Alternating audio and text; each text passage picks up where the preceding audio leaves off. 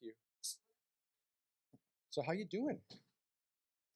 I'm doing great. It's great to see you. I've been doing fine for the last 15 years since we bumped into each other. So Randomly. it's incredible actually to hear from you after all this time.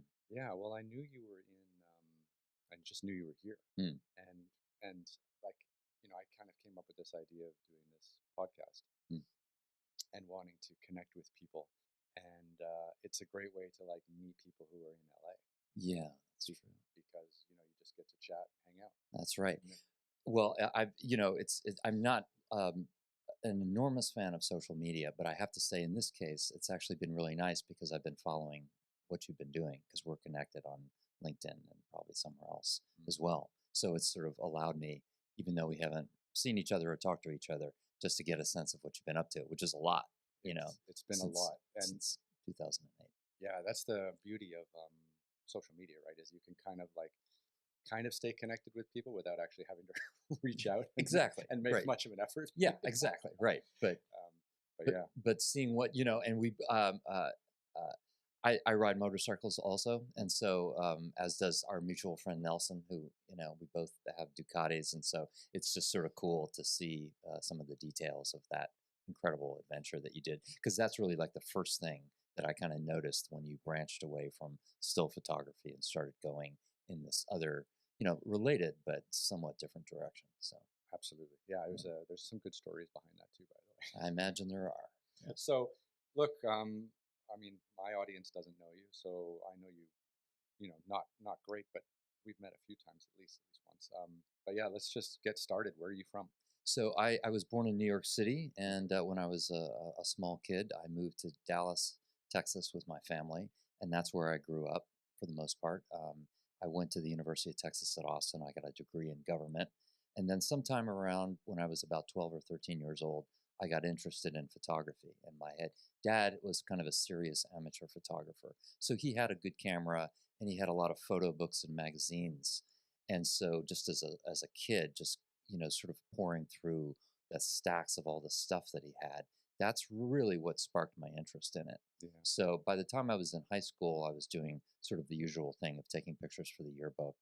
And I got a good break when I was a senior, and I was able to do an internship at the Dallas Morning News Oh, wow. as a senior in high school.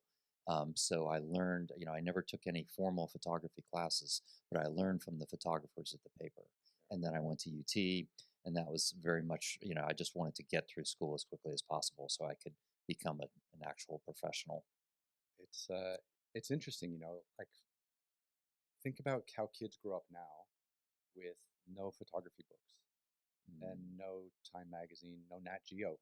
Like Yes. even Nat Geo, people don't even read it anymore. Like I grew up on National Geographic magazines. Like my mom loves traveling, so I had these National Geographic books like hundreds of them. So I was always going through, and of course, National Geographic was, how so many great photographers were able to travel the world because they gave great assignments, and they had great storytelling, writing and photography. It was the perfect mix, but like but I was surrounded by this all the time. So I was ingesting all of this, but I didn't even get into photography until my athletic career was over. So I was a Division 1 basketball player in Canada. Oh, but like, but I had all these other interests that like sports was suppressing because I had no energy, no time, and nothing like that. So, so it wasn't until like after I got out of university that I figured like, oh my God, I love writing and photography and all this other stuff. And it was like this whole other side of me bloomed. Right, because you had all that latent information. It was all packed inside you, all that drive to go explore and to use photography and that as a sort of a vehicle to do all these things, right? In a sense. And it wasn't until I went to China when that like exploded inside of me, where it was just like, oh my God, like all I want to do is live in this country and tell its stories. And when was that? So when did you go or move to China? So I graduated. So there's a story here. I graduated in May 2020 or 2001. I wish it was 2021. It was 2001 May, and then I worked in the summer, and I went to China right after 9/11. So I think I left like on my around September 15th or 18th, 2001. And I remember none of my family wanted me to go because it was a dangerous time to be traveling. And yeah, I flew to Hong Kong, and then I got into Hong Kong, and then so my first trip to China was a 90-day trip all around China by bus and train. So I started in Hong Kong, went over to Shenzhen, Guangzhou, went up through Hunan province, Changsha, then went up to the Three Gorges Dam. I really wanted to see that. And then I went out to Nanjing, then to Shanghai, up to Beijing, and then I went all the way west out to like Xi'an, Guangzhou or Guangdong or um, drawing some blanks, Dunhuang, Mm. Xi'an, Dunhuang, and then all the way out to Xinjiang, all the way out to the border of Kazakhstan, Kashgar, and then I went into Tibet, went to Mount Everest Base Camp, etc. And then I came back to Hong Kong, went back to Canada, and then like a month later, I just moved to Shanghai. Wow. Okay. Okay. So you were pretty fresh out of college. Like yeah, days out of college. Yeah, Amazing. with nothing. Uh-huh. No career. Just yeah, right. No debt. I was very lucky actually. I didn't have any debt. Right. But it was unbelievable. I just got on a plane basically and moved my whole life to China. Well, I think in those years there was it was so dynamic in China. There were a lot of young foreigners who were moving there, and sort of people coming in and out, and sort of the young generation had some sort of cultural freedoms that they didn't have, 5 or 10 years before. And I think that just created an environment that it was really interesting. It's very stimulating to be there, and you could sort of just find stuff to do Yeah. and people to hang out with. So I don't know if it's like that now, but No, so I agree. Like the early 2000s. I mean, when did you start visiting China? I went there. I went to Xinjiang in '98. I actually went for the first time when I was in college in 1986. Okay, Oh, wow. but briefly I just went to Chengdu. But then in '98 and '99 I made 2 trips to Kashgar and all that to do the thing on the Uyghurs. Amazing. So that's sort of what gave me. That's sort of what hooked me was going out there first, and then I became interested in kind of these other parts of China and what was happening economically and culturally. Yeah. So by the time I got there in like 2001, 2002, China was so friendly. Like you said, like you could show up in China, get a visa, do some work, teach English part-time, pick up a camera, work for, that's Shanghai or that's Beijing, one of the like local English expat magazines. Hmm. Go to some rural place in Sichuan or Yunnan, live in a village, do some photography, do some writing, get, maybe $1,000 or something for like a travel story with photos. And I was living off of that for years until I got more serious about my craft and more serious about the work. And then, yeah, just it turned out that I guess at that stage, more people were focusing in on China because they had been awarded the Olympics, I think in fall 2001, they were awarded the Beijing Olympics, and then that's when the media attention got serious, and then I caught that wave. You did catch that wave because you were there that whole time. Yeah, basically living there full time up through 2008. Oh yeah, I mean, I was full time in China from 2002 to 2008, 2019. Wow, that's amazing. Yeah. Wow. And I mean, I loved it because it was great to it was a great place to learn how to be a journalist, and I'm always really grateful. I worked with Howard W. French and David Barbosa at the New York Times, and they kind of like taught me how to be professional about it all. Pretty first rate. Yeah. They're teaching journalism these days, like a lot of people. But tell me, so you went to China you went to Chengdu in '86. In '86. You got to have a story from there. It's a little bit of a story. I mean, there's multiple stories on that trip, but when I was in high school and college, working at the Dallas Morning News as an intern, there was a guy named Ed Hill, who was a staff photographer there, who kind of became my mentor. And so my last year of college, Ed had planned out that he had since moved to work at the Philadelphia Inquirer. So I hadn't really talked to him or really seen him much in a couple of years, but we stayed in touch somewhat. Anyway, Ed planned out this trip. He was really interested in Buddhism, and he wanted to go to Dharamsala and see the Dalai Lama. And so, but he wanted to do all these other things in Asia. And so we were talking on the phone one day. He basically invited me to go with him. And I took a semester off of college. I blocked out 6 weeks to do that trip. And we started out, we went to India, we went to Thailand, Nepal, And at that time, Tibet had basically just kind of opened up to Western tourists. And so in order to get to Lhasa, you had to go. I mean, there might have been a way to get there there probably was through China, but because we were in Kathmandu, we hired a car and it took us a few days really to go over the mountains, and get into Lhasa. But it was an absolutely mind boggling experience. You can imagine. I was 21 years old. I was, had grown up in Texas. Yeah. And suddenly, you're in the middle of this really, to by anyone's eyes, such an exotic and interesting culture. And so Ed and I actually sort of we got tired of each other after a few weeks, and we sort of went our separate ways in Lhasa. But then I met these two Chinese guys who helped me get out of Lhasa by airplane, and we had a layover in Chengdu that went, supposed to be 1 day, and then it ended up being like 6 days. Okay. So that was my first exposure. But in those years, and even looking back at the pictures now, I'm amazed that, like everybody was riding bicycles. I mean, you saw some cars, but it's like, for the most part, everybody's just on bikes. So it looked like what your idea of China would have been in the 1960s or something. Yeah. And then, I went back, not quite 15 years later, and a lot had changed. It was just really starting to turn. Yeah. And so, yeah. Wow, we could do a whole session We could. just on China. Yes, we could. So yeah. So growing up in Texas, you took an interest in photography. You had some great mentors, which is always helpful, always useful.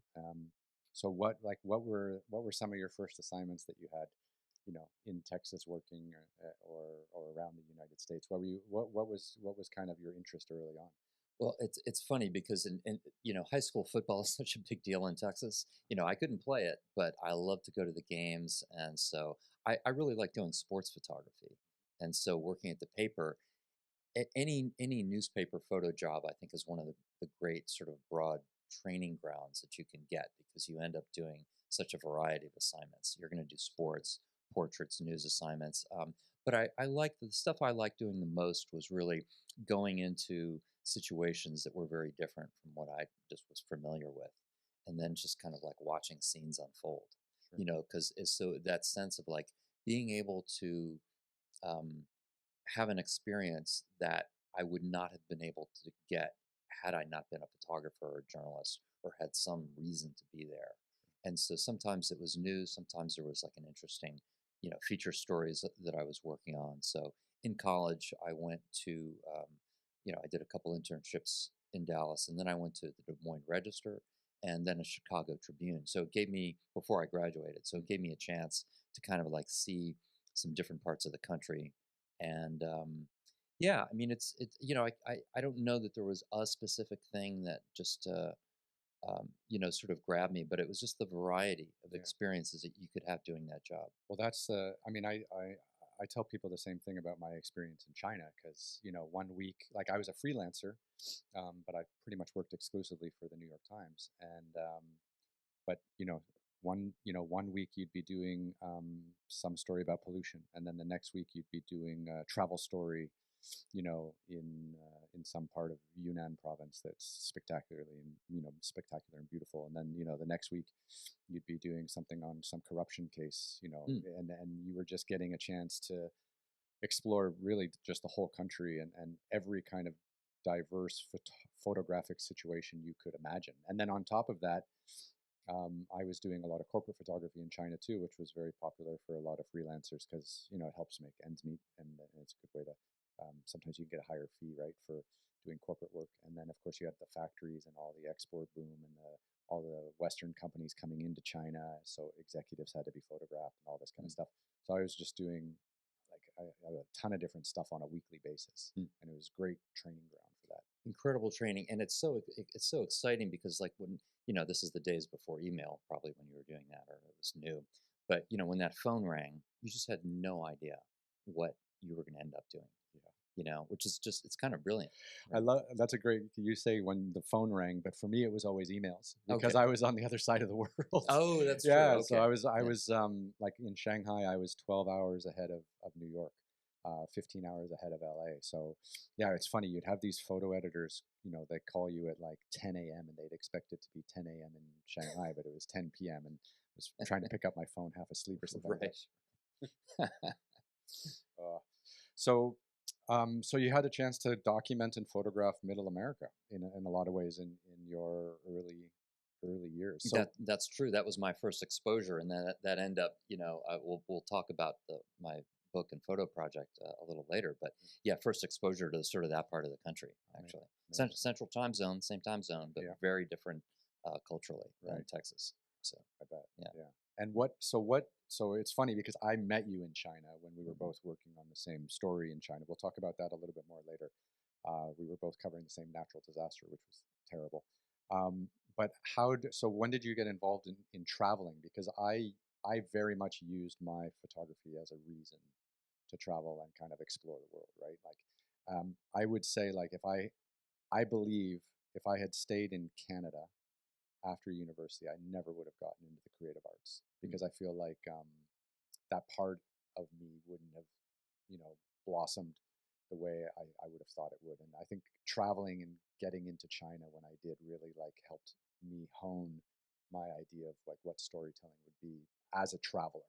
Right. That's really interesting because I think there's a certain kind of stimulation that you get from traveling to a place where you've never been, or maybe you've been there before, but and having been there, you're able to go a little deeper into it. Sure. And so it's very different from just going out of your house wherever you are and taking pictures or just working mostly in your hometown. So I mean, I had that bug, I think, pretty early on.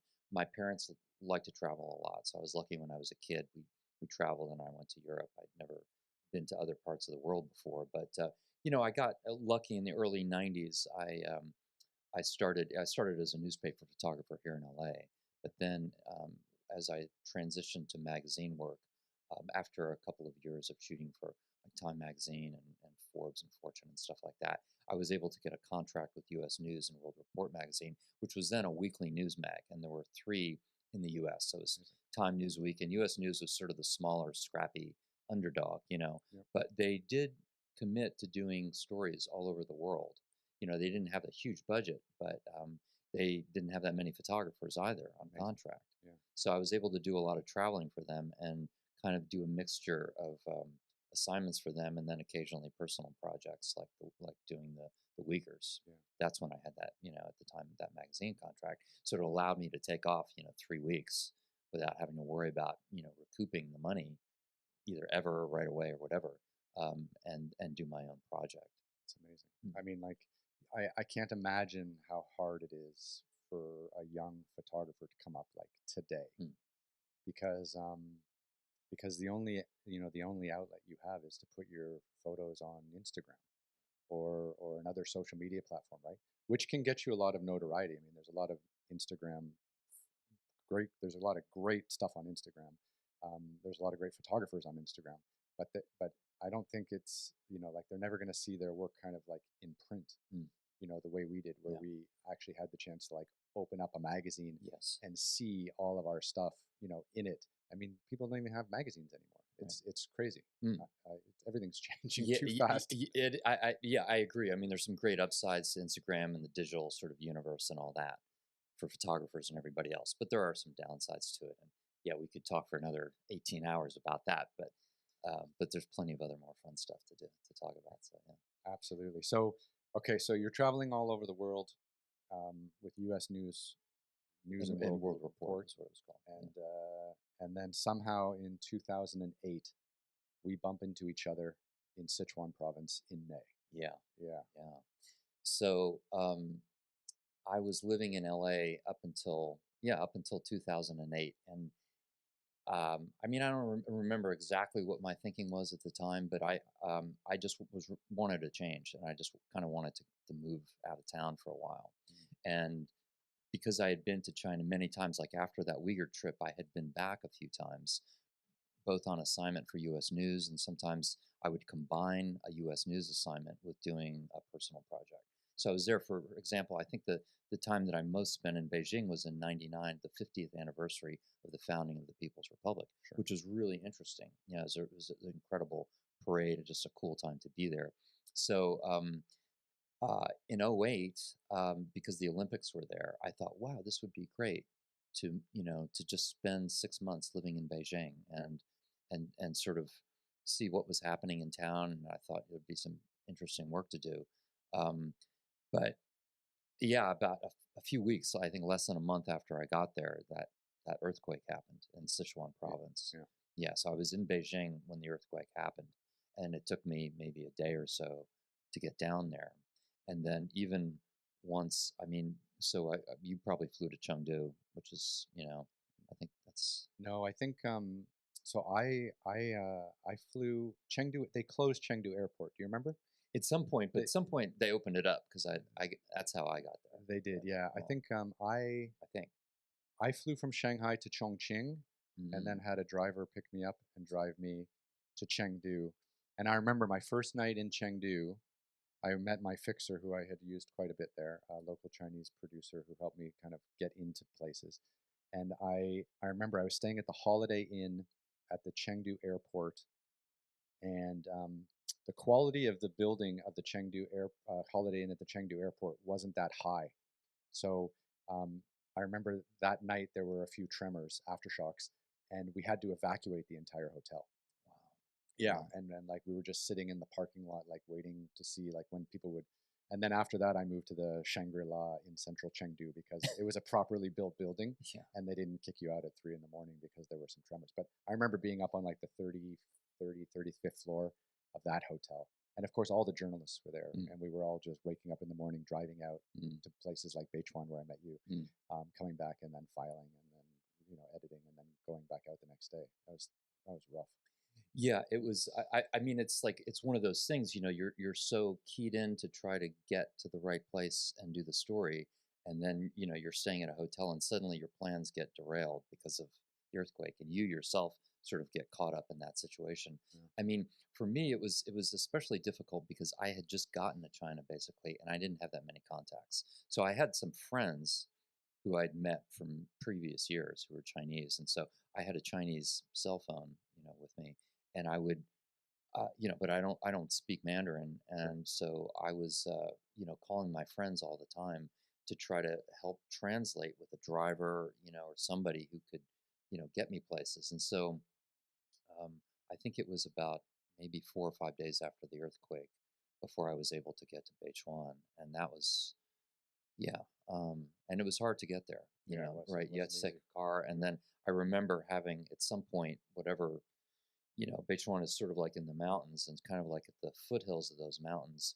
The road was closed to everything but emergency vehicles. And that's what I ran into. So I hired a guy on a motorcycle to just take me on the back, and we drove maybe 20 miles or so to get into Beichuan. Yeah. Um, Do you remember?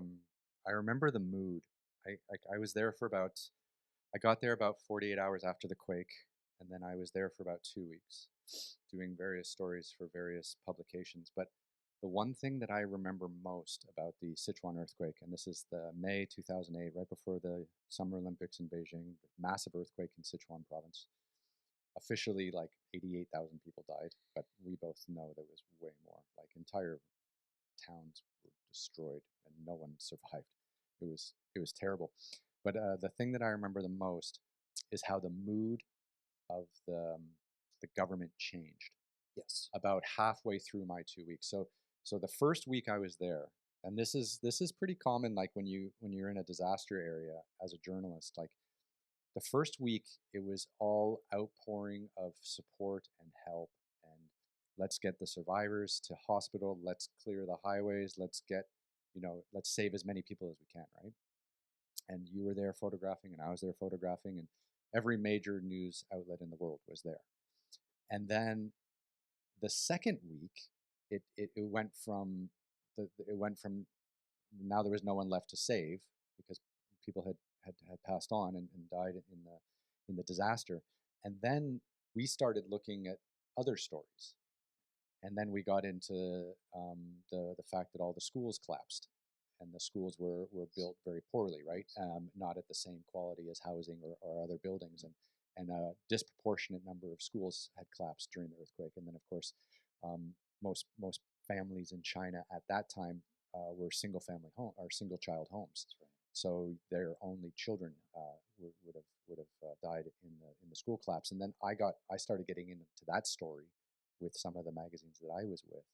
And then I started getting banned from places. I started getting like detained for no reason. I would show up at a school, be put in the back of a police car for like an hour or two, and then driven somewhere and dropped off. Like, like thank you, see you later. Yeah, I remember that like switch in the energy of the whole experience. Yes, very interesting. And I don't remember exactly what year Hurricane Katrina was, but I remember thinking at the time, because this was 2008, it was probably just a couple of years, maybe 2 or 3 years after Katrina, that the Chinese, I think, were initially very proud of their response, of the way they were able to mobilize, the army and fire people and all these rescuers to get into those towns, which was no small feat. No, I mean, for people who don't know, like this area that we were covering this earthquake in is rural, mountainous. Like the mountains are 18,000 feet above sea level. Like these are some really intense mountains. The roads are bad. Sometimes, you'd have a town of like 500,000 people on a really like shitty dirt road. And those roads all were broken and collapsed from the earthquake. And yeah, it was just insane. Yeah. But where we actually ran into each other and we were just trying to figure out if we met, I mean, that particular situation I've thought about a lot since then. Really? And that was the rescue of that guy. Yeah. If you remember, how much of the details, if you remember. I don't remember as much about the rescue of that guy as I do meeting you, and then having people talk about like a quake lake that was going to burst its dam, and then us running for high ground. Yeah. That's the bit I remember the most. But okay, so let's set this up. Let's go back down memory lane for a sec. So Beichuan is a small town in Sichuan province, probably 2 to 3 hour drive, like northwest of Chengdu, up in the mountains, on the edge of what we would consider to be like the culturally Tibetan part of Sichuan province. Oh, is that right? I didn't even know that. Yeah, because that's another reason why the government was so sensitive about us all being in there, is because there were definitely some places there that didn't really like the central government very much for reasons that we could get into again. But yeah, so you're right on the edge of, because Tibet is obviously its own thing, but Tibetans spill over into Sichuan province, Qinghai province, even Xinjiang province, and then so right around Beichuan you start getting into like the high mountains and some of the more remote areas. So we were both there, and I remember I just showed up for the day. I remember getting there in the morning and wandering around shooting the town, and then towards the end of my time there, I ran into you. Okay, yeah, towards the end of that day that you were there. Okay. Yeah. What about you? So I got in late one day, so it would have been the day before that you got there. So I got in late, and just as I got there was kind of like a dirt road that was just sort of the one way out of town in that direction, and there were these refugees basically that were walking up that road. And within a few minutes of me arriving, the army closed the road for the night. So it was right by a high school, one of those horrible situations where the high school basically collapsed. But the sports field, which had all these boulders that had just come down from the mountains all over this, like a soccer field, that was sort of like an army camp. And so I spent the night on some bleachers of that soccer field. And then at dawn the next day, I just got up, and then I walked down into town, and I was totally unimpeded. There was no problem of just getting down in there. And I tell you, it was really one of the spookiest experiences I've ever had in my life, walking down it, because there was almost no one in town at that time. And this is a town of tens of thousands of people with some fairly high buildings, like 5, 6, 7-story buildings. It wasn't like a little shack town or anything like that. And just walking around for an hour or two in the morning, basically, I felt like I was almost there by myself, like in the whole town. I saw very few people moving around. And then, sort of like midday, I came upon the scene of a rescue. And so this was 6 days after the quake. And some firemen from, I think, Suzhou had found this guy who was trapped underneath this very tall apartment building that had collapsed. Jeez. And he was all the way underneath, basically just piles of concrete and rebar, And it was just one guy, but these firemen, maybe 15 of them, were just busting their butts trying to save this guy. You know, I was not there for that. okay, Yeah, maybe we saw each other just after that maybe. right. Yeah, because I remember I was walking around too in Beichuan, and it was empty. It was like a ghost town, and it was super super creepy. And I remember like seeing remnants of like life. I remember seeing like children's dolls on the ground and clothing like scattered everywhere. And like you said, it, it wasn't like a place of just like low rise village homes. Like there were 7 6 7 story buildings that had collapsed on the people. Yeah. And then I remember photographing like they were by that stage. You're right, like it was day 6 or day 7. By that stage they were pretty much just pulling dead bodies out, Right. and they were pretty sensitive about us photographing that. So I was always staying at a distance, getting the guys doing the work, because with the rubble in the background and people working and coming together and stuff like that, like you could really feel the energy. But I missed them pulling the survivor out. Interesting, because so I mean, this is just in all the stuff I've done in my career. This is actually one of the things that I remember the most. I mean, there are a couple of things that haunt me kind of from that experience. One of them is when I first walked into town, and I wanted to get an overview photo of the whole town, and so I climbed up on the side of this mountain, you know, just sort of right at the edge of town, and there was a guy who, um, basically lying dead, um, sort of like in this little clearing right next to a very large boulder, and this was 6 days after the quake, and he had not been dead for 6 days. He like, I just, without going into too much detail, but it's like I have no idea how he died or when, but it almost like it could have been that morning or the night before. Wow. And so, I have pictures of that. I've looked at it, trying to figure it out. But in any case, later that day, I came upon the scene of this rescue, and fortunately, there was a Chinese photographer named Sun from Shanghai who I didn't know, but who spoke some English, and he was there at that scene, and so he was able to just tell me what was going on. And the firemen had been working for a couple hours, and yeah, and so I actually stayed. The firemen felt that they had done many rescues in that town, but that they felt like that was probably the last one that they were going to do, because there just weren't survivors left after this guy, and he was clinging to life underneath this apartment building, and at some point, like a doctor kind of like crawled down into the space and gave him an IV, and the word was, maybe he's got a couple hours to go, right?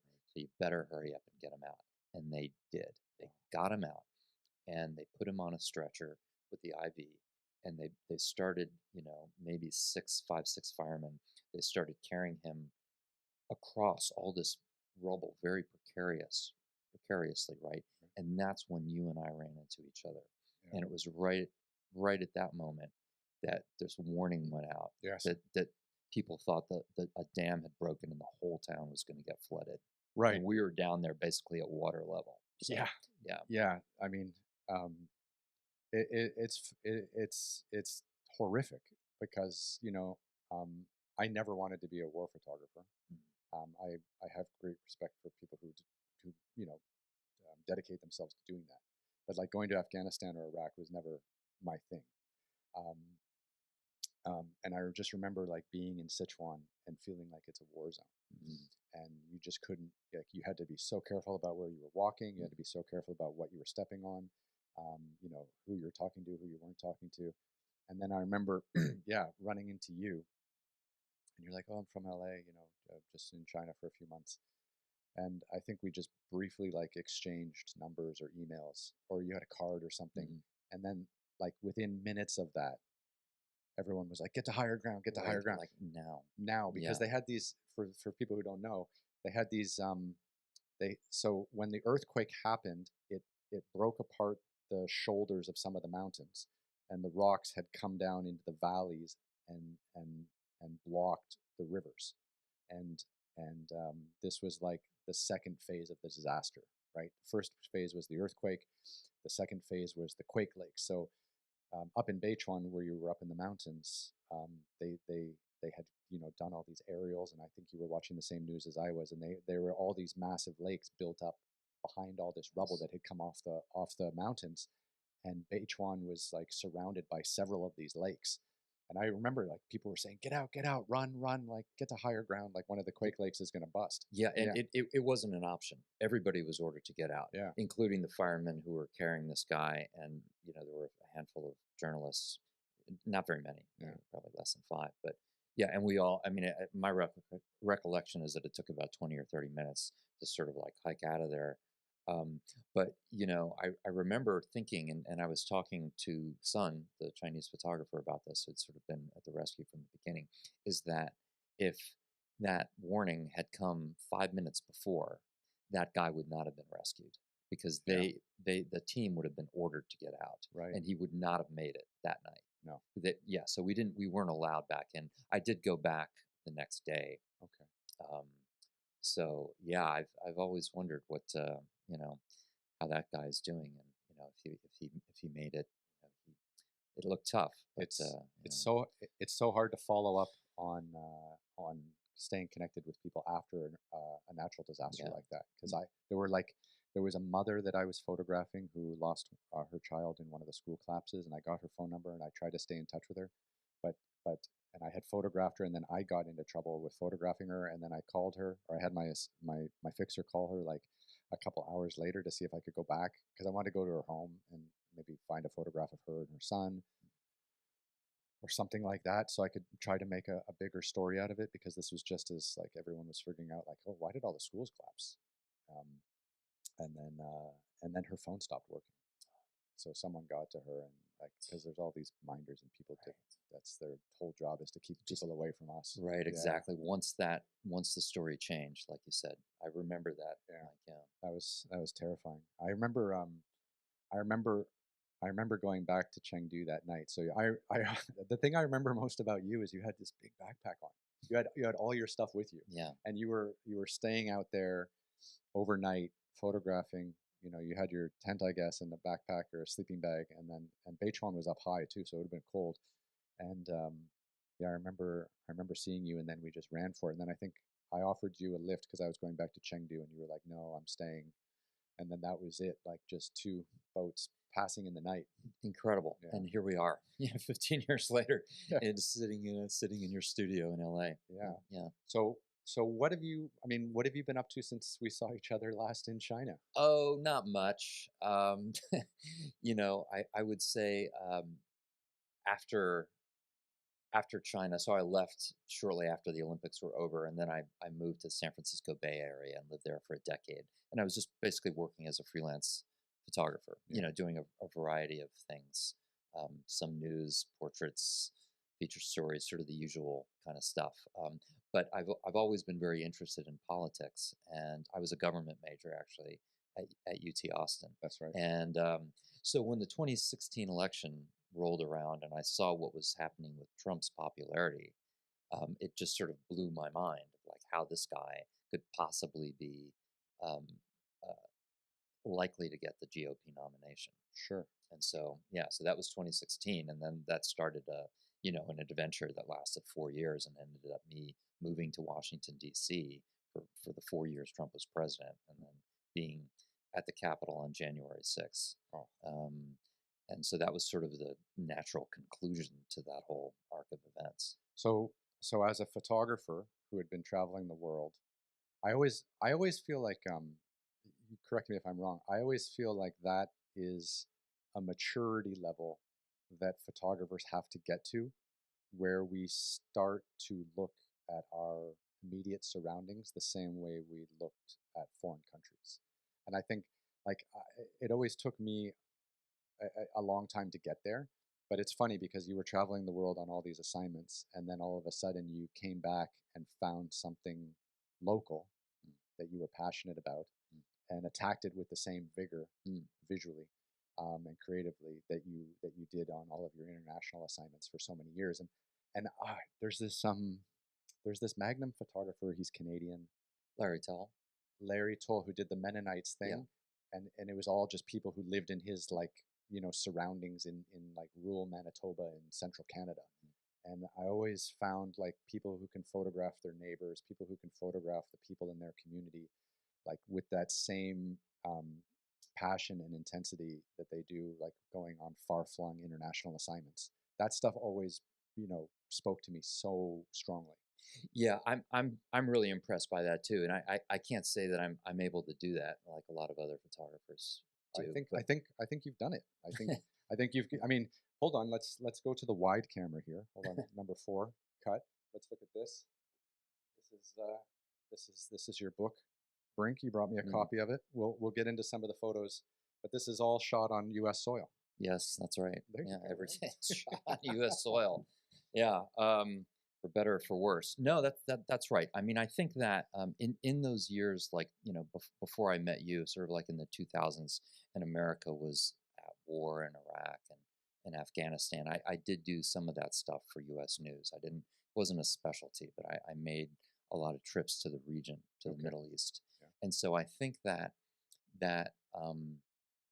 those experiences give you a sort of a perspective on political dynamics that you might not maybe notice or think about so much otherwise. Like it sort of gives you this distance in a way of where you came from, and then you also see certain patterns repeating itself in different places.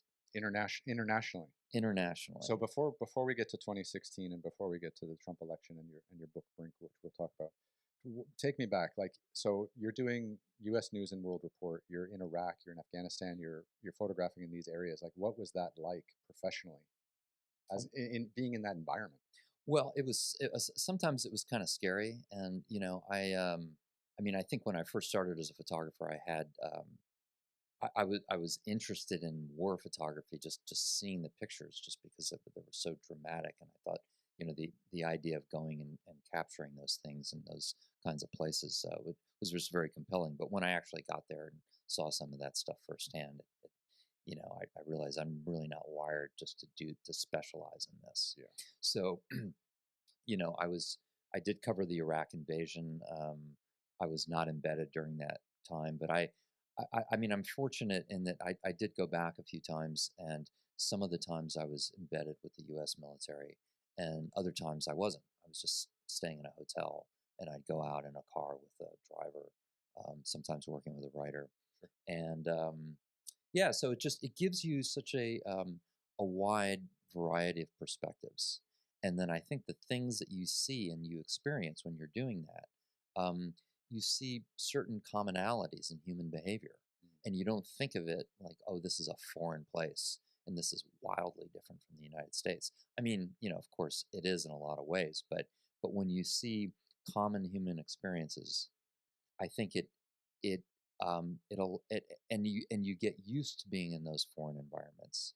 It seems less foreign, and then when you come back to the U.S., it's not like, oh, I'm back 100% on familiar ground. I think it does give you kind of a fresh perspective on things, and that's one of. I'm sure you've had that experience. I haven't. Well, I mean, not exactly, but yeah, because what the problem is I never came back. Like I would photograph the natural disaster that we both met each other at in 2008, and then I would go back to Shanghai, right? And I was in a relationship at the time, and I had friends, and I remember, and I was just chatting with my friends a couple weeks ago, wishing them a happy Merry Christmas and everything, and my friends from Shanghai who have all relocated to the U.S. now, and they remembered a dinner. They still remember a dinner that I had with them, like a few days after I got back from Sichuan, and I was shell shocked. Like I was walking around in a daze. Like I had, like you, I had seen so much death and destruction, but I didn't get to fly back to Canada because I didn't have anything there. Like I went back to my home in Shanghai, and I just remember like walking around in a daze because I couldn't absorb what my eyes had seen and what I had smelled. Like all your senses were like it was the noise, like like the crunching of the buildings where they were using the scaffolding things to pull it off, and then the smell. I mean, I remember I remember, like, maybe it was like week 2. I remember going into some town, not up in the mountains, maybe down in the lowlands, and it was just the whole town smelled of rotting corpses. Yeah. And we didn't have masks to put on, and we were just absorbing all of this, and just like I can still smell it. Like that stuff, it really stuck with me, and I just remember getting back to Shanghai, being like just in a daze for like a week.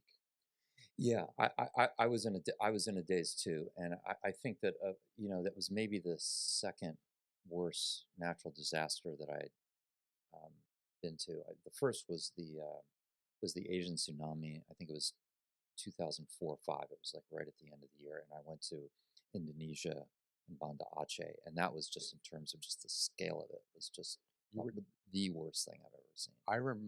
I remember your photos from that. Mm. Like you were on the ground in Indonesia in Banda Aceh after that tsunami just came in and killed like 100,000 people. Yeah, it was biblically horrible. Yeah.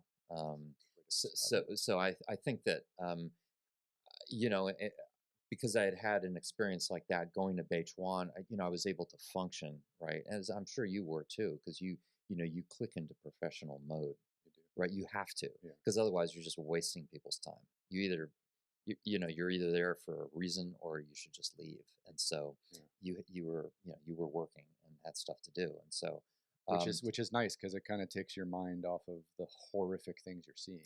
100%. Yeah. And so then when you come back, when you get back home, wherever that is, then everything starts to sink in, right? Because you've sort of pushed it off to the side for a while.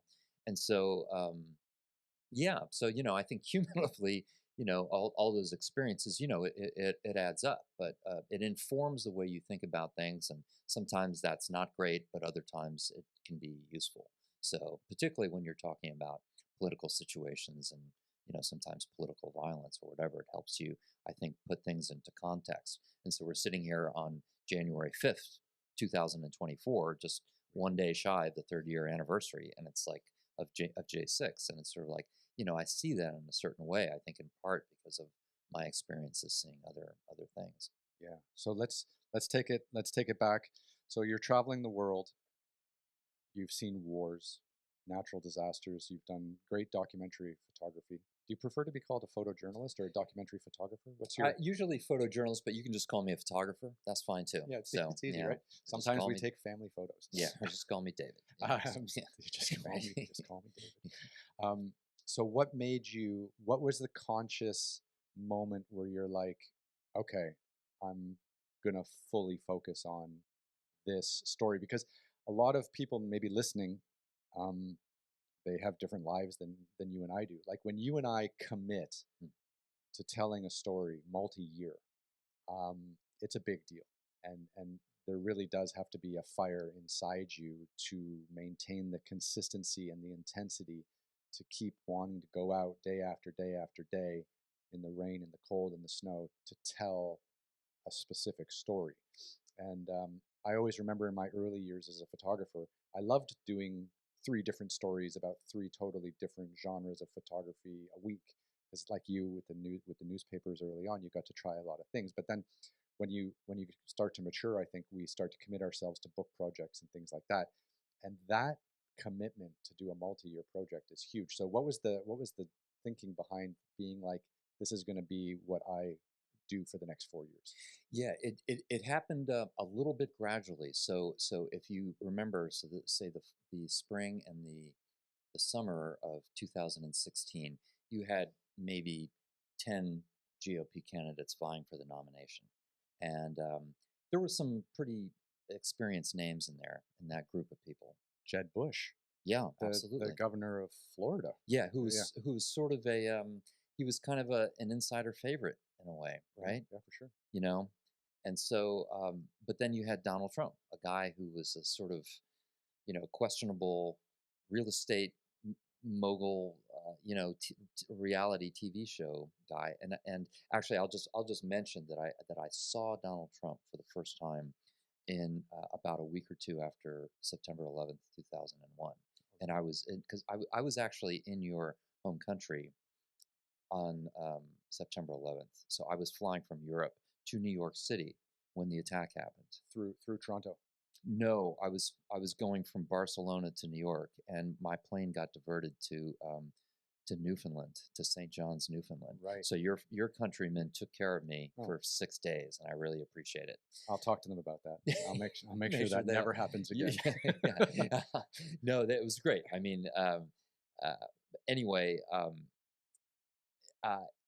but from there I went to New York for a couple of weeks. I was working for the magazine at the time, and I was down at Ground Zero one day, and Trump showed up with Rudy Giuliani, and I wrote about this briefly in my book, and he got out of a limo. What a team they ended up being. Oh my God, who would have known, right? But at that time, I thought of him as like, I sort of thought, oh, I think there's a Trump Airlines. I don't know if it's still around. And he wasn't anybody that I took seriously as a political person. He was just like a sort of a rich businessman who managed to get himself in the news. Well, he was was that 2001? Did he already have The Apprentice or not? I don't think so. It was No, before then. I think it was before that. But he had his like Miss World competition, or he had a beauty pageant or something like that. Plus, he had a few buildings in Vegas and Atlantic City. Atlantic City, yeah. right? See, I really, I always thought of him as very like an East Coast person, and so I never really paid much attention to him at all. And as I wrote in my book, I saw him then, at Ground Zero, and I didn't see him or think of him at all for the next 15 years. And yet suddenly, every time you turned on the TV, there he was, giving a speech or whatever it was. And it blew my mind. And I really thought that I'm a bit of a political junkie. And so, before every presidential election, I'd always keep a close eye on the polls, and I'm looking at things online every day and all that. And so I thought at some point he's going to fizzle out, or the Republican Party is going to push him out. I just didn't predict that he would completely get all the support of all. He is by definition a populist, and so that's what he managed to do. He circumvented the Republican Party establishment to get that nomination. And so I went to Cleveland in the summer of '06. I think it was in August, for the GOP convention. So which year? I'm sorry, 2016. Okay. So sorry. Yeah. So when he got the nomination, and I'd been to other political nominating conventions before, and I thought this one it seemed particularly dark to me, like the rhetoric of his final speech on that last night, I thought sounded really, really dark. And the whole production seemed a bit like more amateurish than how these things usually are. Sure. And so that kind of fascinated me. But I really didn't think he was going to win. I just thought, well, Hillary Clinton has just got this sewed up. So, he's just going to go away, and that's going to be the end of it.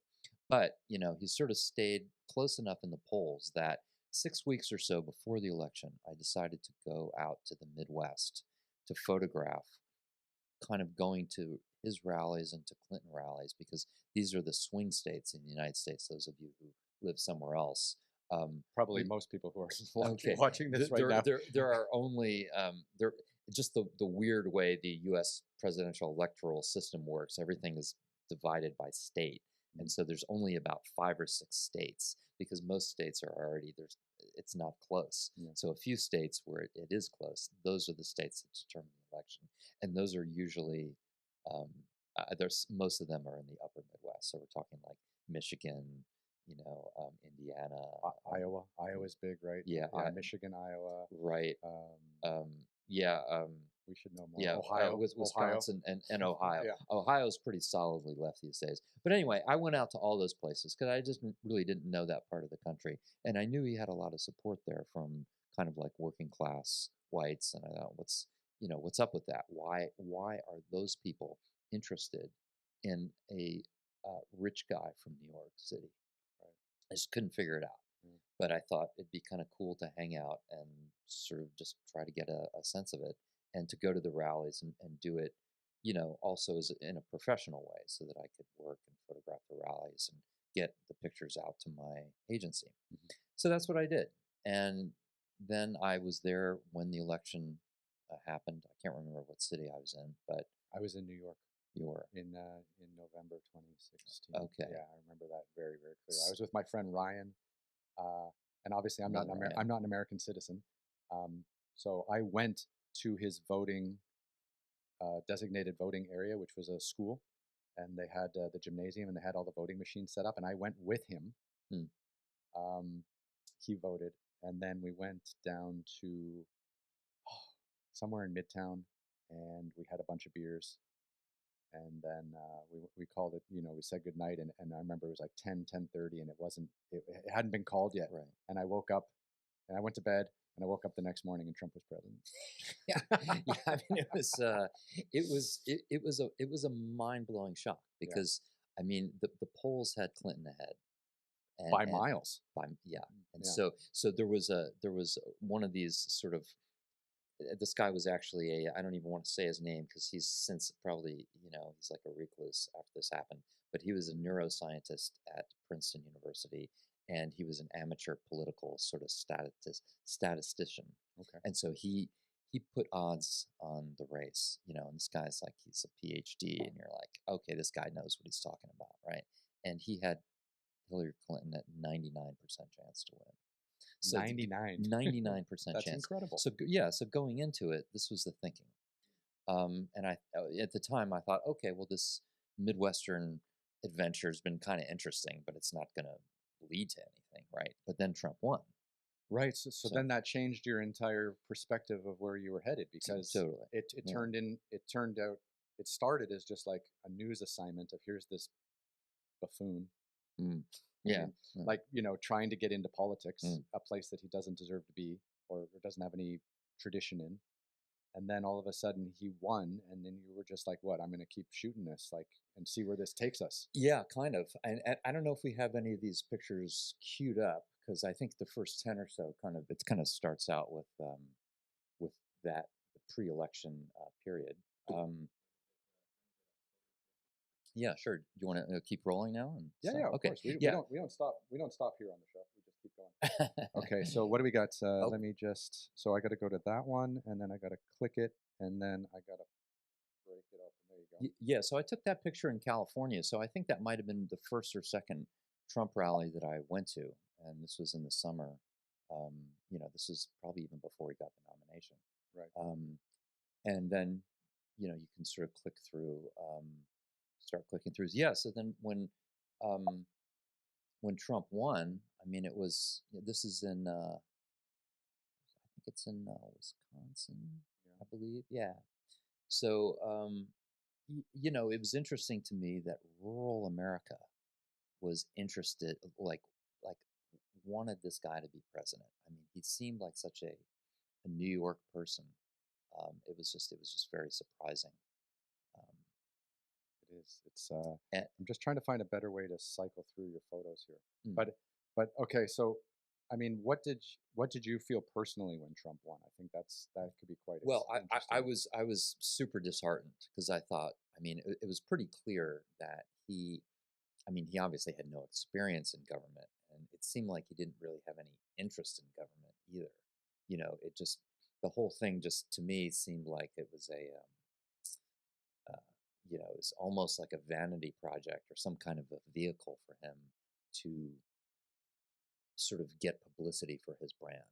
Yeah, I think that's what everyone abroad thought. Like, I was in Shanghai in 2016 when all this was playing out, and I just remember how everyone thought it was a joke. Like, oh, he's just doing this for his next television show. He's just doing this, to get some other like deal for some other, I mean, there was stuff about his hotel in Scotland. There was stuff about Mar-a-Lago in Florida, and like, it was just putting together all this.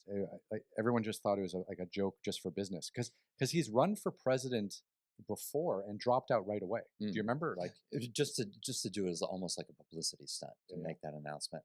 And I think that, I mean, from what I've heard from inside the Trump team, that he was pretty surprised that he won too, and that they all were, all those people.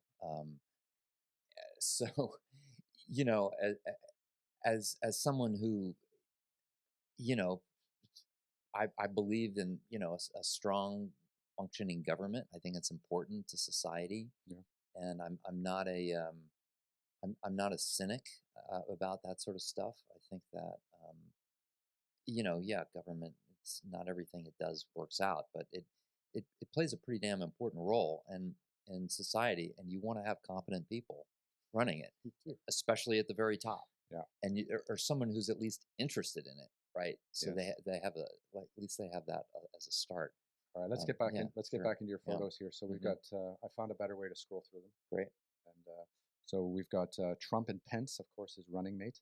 Right. Um, So he picked, a guy from Indiana who had a very had all these sort of evangelical creds about him. He was very serious, and yeah. Okay, so this is the media. I'm just trying to show a little bit about how sort of the role that they played in this whole thing, which I course. think, I think during the election, I think the media was obsessed with the sort of wildness of what was happening, and just almost like the showbiz aspect of this particular election, not really thinking that Trump was going to win. Well, I have to tell you that I used to be a big news junkie for many years, and the the build up to the 2016 election basically turned me off of news Mm. because it had nothing to do with Trump, but his name was coming up every 5 seconds, and people were just ripping into him without even actually listening to what he said. And although I didn't agree with him, I'm always someone who will listen first and disagree politely later, through dialogue and, having an argument, which is respectful. But the way there was such a turning point in the way media covered people and the way media would turn on someone so quickly. I felt like this kind of destroyed the objectivity. His campaign kind of destroyed media in some way. Yeah, I kind of agree with that. I think that there's some dynamic that happened during that year that really the media just kind of went off the rails for different reasons. Something Yeah. broke. Exactly. And it also corresponded with the rise of social media, with Twitter and people getting their information on Facebook, and so everything just started to get really balkanized. Yeah, that's a good way to describe it. Okay, let's get back to your book. Yeah. Okay, so we've got the media. That's beautiful with the flag in the background. And then this is, one of the things I wanted to do is just photograph ordinary people. And so this is a motel in a place called Benton Harbor, Michigan. It was sort of like a melting pot in this little town. An African American guy, white woman. It was a very kind of a notoriously segregated town. They were a couple. Yeah, so that, and again, like I was just hanging out with them. I mean, they were sort of with a group of friends, and I was able to, I met those people, and just at the motel, I just pulled over, by the side of the highway, and introduced myself, and they were cool with being photographed and just having me hang out for a few days. It's amazing when people kind of give you that trust Is to just be the fly on the wall. Yeah, it's amazing. It's very generous of them, really. And Oh wow. so this is at the GOP convention. So at the very end, when the confetti drops and the balloons come in and all that, there's sort of like this, people want to get souvenirs from the floor. Oh So really? these guys are like fighting over this sign, because each state has its own sign designating the seating for the delegates. So Right. these guys are duking it out. So that was sort of a portend of, violence to come later. Yeah, this is going back to the motel again. And were people at this motel? Were they also attending the rallies? Like, were they people who were politically active, or were they just kind of people who were in between some stage in their life? I would say the latter for the most part. But the thing about Trump is that and I think there might be a picture of him on a TV. Here in the motel. The thing is he. That's haunting. That. Yeah, that's a haunting photo. Yeah, and he was a brand, is really what and so I have a couple pictures in the book where I have some image of him or a reference of him with other stuff that's like branded, and that's kind of like how I and a lot of other people were thinking about him at the time. So he's able to use certain language and talk about some things that gets people's attention and sort of pulls them into politics. But that's the thing. People who weren't normally interested in politics suddenly became interested in him because he knew how to talk to them. Well, He knew what they wanted to hear. I mean, at the core of it, he's a button pusher. Absolutely. He knows how to Mm-hmm. push your button. He knows how to get under your skin. He knows what to say. He, I remember, I remember the first time I saw him do a. This was really early. This was like when Jeb Bush was the favorite.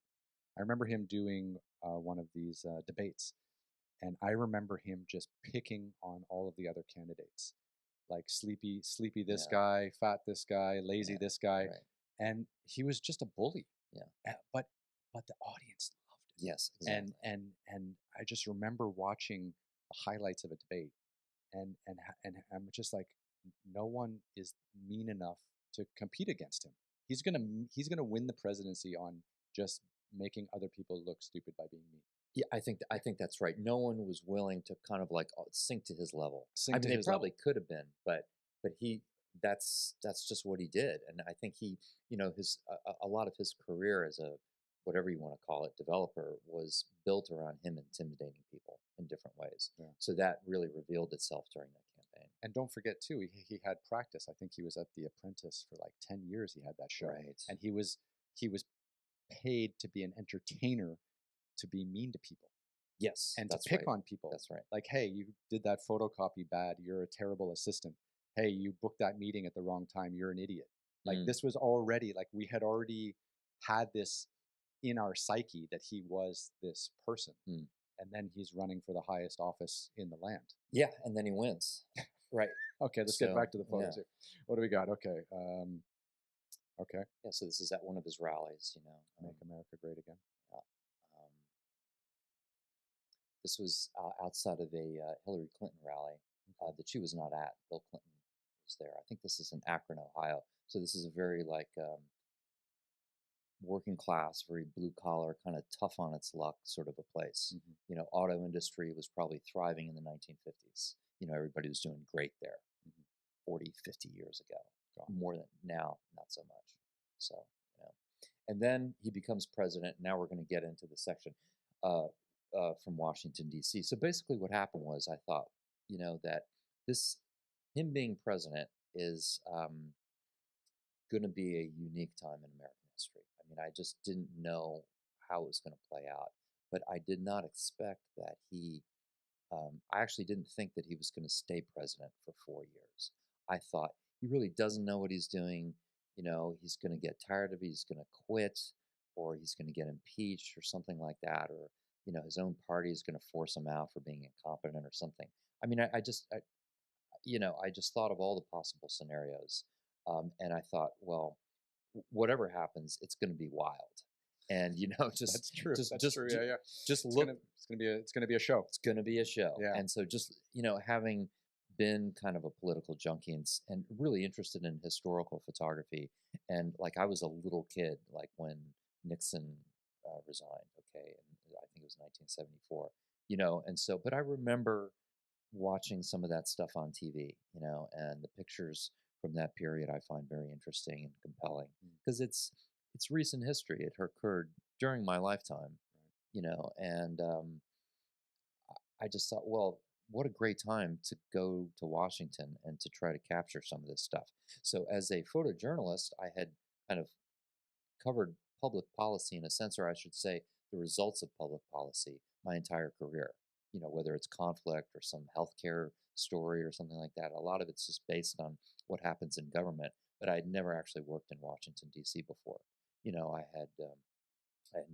I'm not even sure if I'd ever even been inside the Capitol before. So fortunately, I had some family friends go back a long ways, and they live in D.C. And I was able to go after Trump, got to be president in January of 2017. Right. I was able to go to Washington, stay with my friends for a couple of weeks. I got credentialed for Capitol Hill right away, and I just started going to these, to these hearings, to these, meetings and things, and basically just joining the Washington press corps, essentially. But see, I love the way you did this because there's two ways of being part of the Washington press corps, right? There's the guys with the massive sports lenses and the monopods in the back of the room that are getting all the shots of, this kind of stuff. And then there's you, Hmm. different angles, getting low to the ground, wide lenses, getting right up close to people in front of their faces, trying to fill the frame, trying to tell the story in the most compelling way. And to be part of the press corps where you're not just blasting from a tripod at the back of the room, that's where the real storytelling comes in. And there's not enough people who like you committed yourself to that whole experience. I mean, it's beautiful. Well, thank you. No, I appreciate that, and part of it is just the fact that because I was new to DC, I was, and it's not like I had a client base ready to hire me to go do this stuff. I was kind of starting from scratch in some ways, and so there were certain kinds of. I did want to do some work on assignment, but there was other kinds of photo assignments that I didn't want to do because I felt it was just going to be too restricting for me in that environment to have to kind of get those telephoto type shots and all that, and I just wasn't really interested in doing that. That's really interesting because not a lot of people understand our world, first of all, and not a lot of people understand um, the different kinds of photography you can do, and then not a lot of people understand, like, when you commit yourself to a book like the Brink, um, like, people aren't necessarily paying for you to be there to take those photos in every moment that you're there. Like, you put together a book, like you do, and maybe 10% of the photos in the book came through an assignment, and the other 90% of the book came through your own personal interest, you going out on your own dollar, covering your own logistics costs, and then finding people on your own without an assistant, without a fixer, and that's where if in my mind, like, where the real storytelling passion comes from. Yeah, I mean it's both a burden and it's liberating at the same time. And so essentially kind of you become your own boss and then the client is you, is yourself. Yeah. So I end up going into these situations on the Hill or at the White House. Um, some of the time I was on assignment, which was great. But a lot of the time I wasn't. And when I wasn't, I'm just trying to take pictures that are interesting to me. So one of my motivations really for going there in the beginning was I was just as an ordinary person watching a lot of this stuff on TV. I was very curious about what it was actually like to be there and what you see um, kind of outside of the frame of the TV cameras. Right. So a lot of times, and so if you're working on an assignment, you have to get that key picture of the right person coming through the doorway or whatever it is. But if you don't really have to get that picture, then you can look off to the side and you can see what all these aides and the staffers are doing. What are they up to? This is the key. I mean, so I know exactly what you're saying. Like, when I was working with the New York Times all the time, like, the writers were always kind of in charge because it was their story, right? And I was young, I was green, I had great writers to learn from. So you just sit back and you let them, tell you what the story is, basically, and then your pictures complement their words, right? But when you don't have an assignment, when you don't have a writer saying, "Oh, today's story is about this person, let's make sure we find something interesting with him today," then you can expand your interest to an entire room or an entire situation, and you see everything totally differently. Yes. And all the angles start coming at you. Yes, and it's yes, exactly. It's very different. Yeah, I love that. I absolutely love that. Okay, let's get back to a few more photos here. I'm quite technologically savvy now that I'm doing this. I've got photos and trying to bring it all together. It's okay, working. We've got the man there. That's good to me. Yeah. So this was during one of the impeachment. It might have been right before, like he was Trump was well, he didn't get convicted, but he was technically impeached by the House twice, and because the House was run by Democrats. So this is Adam Schiff, Democratic congressman from California, here, surrounded by some of his fellow teammates for one of those impeachments. But you can see I've sort of like I've pulled back. This is a room at the Capitol that's just for TV press conferences like this. So I've pulled back to kind of show you the lighting and to show you these other photographers who are working, because that was the stuff that I wanted to see, like myself. I wanted, what is this? Because when you're looking at the at a TV image of this press conference, you're not seeing any of that external stuff really. It's No. just going to be a close up. It's going to look tight, Yeah. and you don't realize that the whole thing's just kind of a facade. It's just sort of a fake backdrop. It is. It's very Hollywood, actually. You know, it's Mm. just like you look at all the wires up there and everything's being all connected. Yeah. I love it. Oh, wow. So this is, Robert Mueller. So he came and testified about the Mueller investigation just for one day on Capitol Hill, and it was I got to say, it was a riveting experience to be there. So that being able to cover that was one of the main, or something like that was one of the main motivators for me to be in Washington during that period. So, a lot of what was happening there, it seemed from a news standpoint, it seemed like it was chaos, right? Sure. But then when you're actually at the Capitol or at the White House, just just sort of the protocol, everything's really organized. It doesn't seem chaotic at all, Okay. right? You might have a big mob of press, like in this case, and so that day, Yeah, look at the people in the back row, all just putting their hands up, cell trying phones, to get something. yeah, exactly. And Yeah. so yeah, it ends up, so sometimes, you go to these hearings and they might be talking about something kind of heavy, but you can't really tell from the pictures. But then when he showed up on that day, there was so much anticipation about what he was going to say. Similar to like the James Comey, the former FBI director, he testified, I think, within a few months of Trump becoming president, and that was pretty exciting. So this was one of those hearings that was really interesting. It was super spontaneous. So it was when Brett Kavanaugh was Trump nominated him to be on the Supreme Court. This is the Senate Judiciary Committee. They're charged with kind of validating him, so that kind of rubber stamping the thing and sending it to the Senate at large so he can get confirmed. And then this senator in the middle, Jeff Flake of Arizona, was defying his fellow Republicans because during the day or two before, there were these allegations of misconduct by Kavanaugh. And so Flake, in defiance of people like Lindsey Graham, who you could see to the right, was asking for Tom Tillis there up on the upper left, was asking for a 1 week delay so the FBI can investigate these investigations. So this was a case I was on assignment for Time Magazine. I love this because, this is what, a 28 or 35?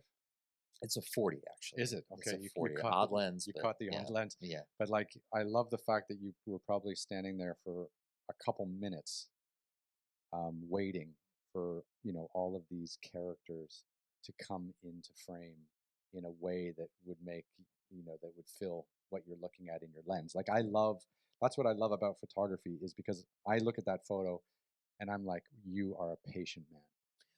It's even more exciting than that, actually. Or without even knowing the story. More impressive or less impressive, I'm not sure. But so it was a really charged hearing because basically all Flake's GOP compadres were expecting him just to push this through, but he made the decision sort of at the last minute. So he made a short speech, and then who was it? I can't remember the chair of the committee. I think it's the guy from Iowa. I think his name. Anyway, the way it works in these hearings is that you can shoot the whole hearing, no problem, but you can't stand up in front of the dais until the hearing is over, in front of where they're sitting. So I knew at that time that Flake was absolutely the most important person in the room. Sure. So I wanted a picture of him close up as soon as I could get it, like when the hearing was over. So I positioned myself right in front of his chair, so that as soon as the gavel came down, I stood up, and then bang, and I had the best spot. Yeah, so it was one of those situations when things actually, it worked out. Things fell into place. All right, so this is 2020. So then you had all this crazy stuff happening, right, in Washington, these impeachments and all that, and then suddenly the coronavirus descends. Right. And where were you when COVID hit? Well, I was in DC. Working on this. Yeah, I was working on this. I was living there at the time. So, 6 months after I started going there when Trump was president, I decided to commit to actually moving there and just seeing it through, whatever was going to happen. So, like, I love that that dedication, right? Like, not a lot of people, and this, like, not a lot of people would move from their homes to another city just to temporarily do a project better, or or closer to the ground. Like that's a commitment that most people, and you probably just made it like without even thinking too much. You're just like, I need to be Yes. in DC. I got to go to DC now. Kind of. And fortunately, I'm sort of unencumbered lifestyle wise, so I was able to do that. Yeah. So Amazing. yeah. So what are we looking at here? So this is Nancy Pelosi, who was then the Speaker of the House of Representatives. On her way, this was during some impeachment proceeding, and she's on her way to the House floor to do a vote or a speech or something. And yeah, it was a weird time at the Capitol, just like it was everywhere else. Everybody's wearing masks. There's, in fact, a fellow Canadian photographer there on the far left. That's Louis Palou. Oh, Louis, whose flash is going off. You probably know him, right? I know Louis because Louis, yeah, he's been around. He's won so many awards, especially in Canada. Yeah, he's great. So kind of like me, he was sort of doing his own thing there. Yeah. There were a handful of us who were doing a lot of work, not on assignment, and showing up to these things without needing to get a picture, but just using it as an opportunity maybe to get something. And yeah, and most of the time you don't. You just end up getting something really routine or whatever. But now and then, something will fall into place. So then you had that. So then you had COVID. Right. And then in the summer of 2020, suddenly you had the George Floyd killing. And, yeah. And so the major cities in the United States erupted in violence, Washington, D.C. being one of them. And so the protesters like literally came like to the gates of the White House. Right. Okay. So this was to me, it was it was a notable situation because you had all this up to that point. You sort of had this political turmoil going on in D.C., but it wasn't that visible. It didn't really take a particularly physical form until the George Floyd incident. Exactly. And then it was just like gasoline on a fire. Yes, exactly. And so it was sort of a confluence of there was sort of I think a lot of anger against Trump had already been brewing right before the George Floyd thing, and then when COVID hit, everybody's really tense and people are sort of in bad moods and no one knows what's going to happen. You sort of feel this loss of control, and then George Floyd gets killed in Minneapolis. That's what it was, right? And videoed. Yeah, and well, exactly. and publicly, gone around the world, right? Yeah, like it was insane. Right, Yeah. exactly. I mean, people around the world reacted to that, and it was, it wasn't because it was just one person. It was because it seemed to reflect a pattern of mistreatment that had been brewing for, you could say, decades, hundreds of years, Yeah. right? And so, so there it was. So all this confluence of the stuff was just brewing, and then it erupted literally right in front of the White House. And that's where that was. That's Washington, D.C. That's right. So this is basically right at a park that's kind of right outside the White House by Pennsylvania Avenue. So you had these the protesters battling against the police, who were sort of holding them back, and you'll see. So that became a sorry, this may be slightly out of sequence there. I apologize, but that became a dynamic that was very much woven into those years. Yeah. You couldn't separate that. This is spectacular here.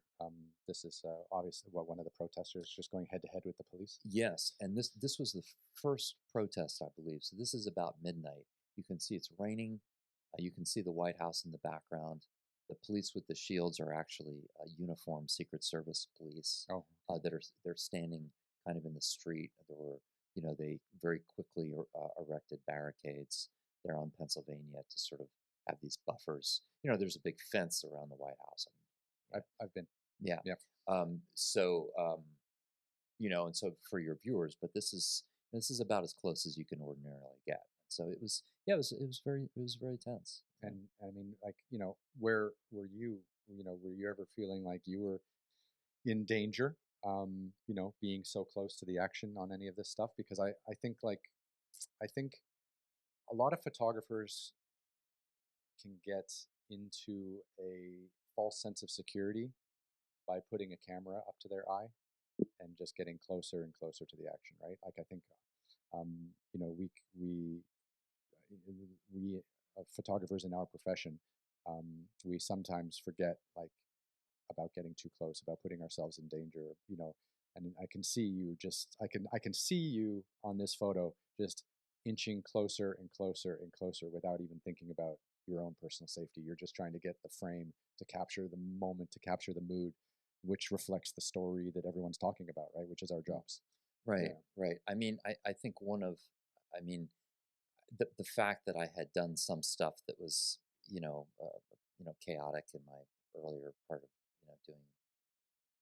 doing work overseas mostly, that at least I had some of that experience, so I was able to kind of gauge things maybe a little bit based on that. And we can talk about the danger stuff later, because for those like the George Floyd protests, I mean, it was mostly really any, if it was dangerous, it was coming from just kind of like most likely just getting randomly hit by something like a tear gas canister or a rubber bullet or something like that.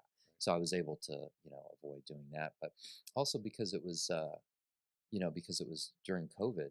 I mean, and there was tear gas being used, but the COVID almost gave you another excuse to wear a gas mask, right? So like I have one anyway that I think the one I have now and that I was using then I bought before the Hong Kong protests in 2019. Were you in Hong Kong? Yes, I was there during some of those, and so there was a ton of tear gas, there, and so you have to have a gas mask. So I had that, and I had bought a skateboarding helmet there, just these metal canisters flying through the air.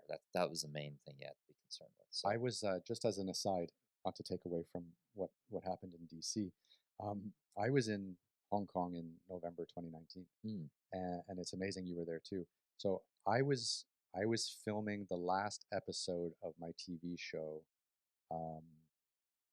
Expedition Asia, for Discovery Channel, and we're in Hong Kong. And the way these shows kind of come together is sometimes the tourism bureaus chip in and help cover some costs and some hotels and stuff like that. And they say, hey, why don't you come, film an episode in our country? But they don't really tell me what to do. They're just like, come and, make our place look cool. And I do that, and I love it. And, I try not to let it affect my style of storytelling or my narrative. But, if someone pays me to go to a country, I'll go and do what I have to do. But it was crazy because we filmed that year. We did 10 expeditions in 10 countries in 10 months. Wow. Yeah, 10 episodes, 46 minutes apiece. So we did what did we do? We did Philippines, China, Indonesia, Malaysia, Mongolia, Taiwan, Thailand, India, and Hong Kong. And in Hong Kong, we got there to the craziest protests I've ever seen in my life. And I was in Asia from 2001 onwards. So I saw that, I've seen various democracy protests, et cetera, which had occurred. And I remember waking up. So we decided to stay at the Mira Hotel, which is where Edward Snowden stayed in Kowloon. So of course we had to stay there. So we picked the Snowden. We didn't get Snowden's room. I asked for it, but they wouldn't give it. I thought it was cool. Great anecdote for the piece, right? Exactly. But we would wake up every morning in this 5-star hotel, and then have breakfast, and then go down to meet our taxi driver who would take us up into the mountains, because it was an expedition show. So I walked across Hong Kong on the Maclehose Trail, and then also through Lantau Island and stuff like that, which was beautiful. But every morning we would stand on that curb waiting for our taxi to the smell of tear gas. And a few mornings we couldn't even get out of our street because they had pulled the bricks. The protesters had pulled the bricks because the roads weren't paved. Like they were interlocking bricks, and the protesters were going around and pulling all the bricks and gluing some of them so that you couldn't drive through some of the roads. Really? Yeah. And I was there hired basically by the Hong Kong Tourism Bureau to make Hong Kong look like a fun place to go. Yeah. And we're waking up to this every day and really not being able to talk about it. And that's where I went from meeting you in 2008 in Sichuan during the earthquake, covering a natural disaster, to then making television shows, and having to park some of that journalism integrity to just get on with the shoot. Sure, because you're there for another reason. You're not. But I wanted to go out at night, but we were afraid that maybe the cameras would get damaged, or maybe someone would break something, and then I'd have to go back to the Hong Kong Tourism Bureau and tell them like, oh, we can't finish your shoot because we were covering the protests Yeah, last night, not a which we good, weren't supposed to not the do. explanation they want to hear. Yeah. Okay, so Interesting. okay, sorry for that aside. No, Back it's interesting. back to I had you. no So idea. you were in Hong Kong. So you Mhm. were pretty comfortable covering protests. Yeah, yeah, yeah. So I mean, it's comfortable. I mean, I'm comfortable not as the it can be. most comfortable person, but I try not to get hit in the face with something. That's my main goal. Is just don't get hit in the face. Getting hit in the face absolutely Yeah. sucks. Okay, so Yeah, let's get back yeah. to some of these photos here. What do you got? Yeah. Okay, so wow. So yeah, so this is basically around that same period. This is Lafayette Square. It's a small park that's right across the street from the White House. Now are these police or is this military? Because I feel like over my lifetime, I'm 45. You're a little older than me, but like in my lifetime, I've been in protests too, and I've been photographing all around the world. Like I find it so difficult to tell the difference between police and military now. And it's not just the clothing, it's the kit. Yes, And exactly. it's like, look at these Yes. guys, like they've all got their leg stuff. They say police, but they've all got these helmets on. Like they look like they're some special branch of the military who've just come in to knock heads. Totally. I tell you, man, it was super vague. I don't know what they might have been National Guard. Yeah. Okay. But it was really odd, and there was a lot of controversy around this too, because I mean, Trump basically wanted the military out there defending putting up a perimeter around the White House, which you're not supposed to do. I remember I mean, that. the military in the United States is not supposed to engage in any kind of civil conflict at all. I mean, it's on home soil. On home soil, it's on home soil, it's verboten. Mm. I mean, you can have the National Guard's role is to basically work as sort of a relief organization and to keep order, but they're not really there to, as sort of like in a law enforcement role. That's so it was a mixture out there in those days. Of it was mostly police. There were like park police sometimes because it was at an actual federal park. Right. Okay, and sometimes it was Metropolitan DC police. Sure. But these guys could have been. I'm not sure. They could have been military police. I'm just from the National Guard. I'm really not sure. Yeah. And a lot of them, they weren't wearing like patches or insignias, so you actually couldn't tell. Which is creepy in its own right. Like I I find so growing up in China, like you have like 8 levels of security guards wearing different color uniforms with different badges on them, and then there's the police, right? And then there's the same level of confusion around the military. Like there's a local military, community military, like, and you don't know who any of these people are. And I just find someone's like benefiting massively from that confusion. Yes. And I just saw that photo and I was just like, what are the military doing there? But they could just be like local police that just kitted up for a big night out. Yeah. I don't think they were local police because they weren't Metropolitan DC police but they were some sort of federal, something or other.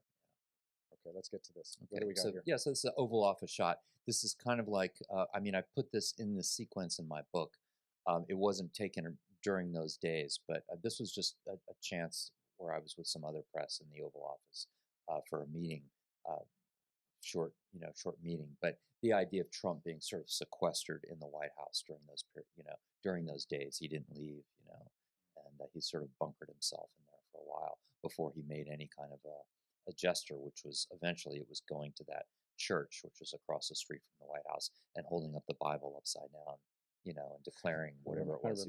Whatever it was he was declaring, So I remember that. That was terrifying. Yeah. What's it beyond being there, to document history, which you were obviously doing, and to document a movement? What was it like actually being in the Oval Office, which is, essentially the highest seat of power anywhere globally? Yeah, I mean it's pretty cool, Yeah. that was the first. I think I had been to the White House once before, just as a visit, because a friend of mine got me in.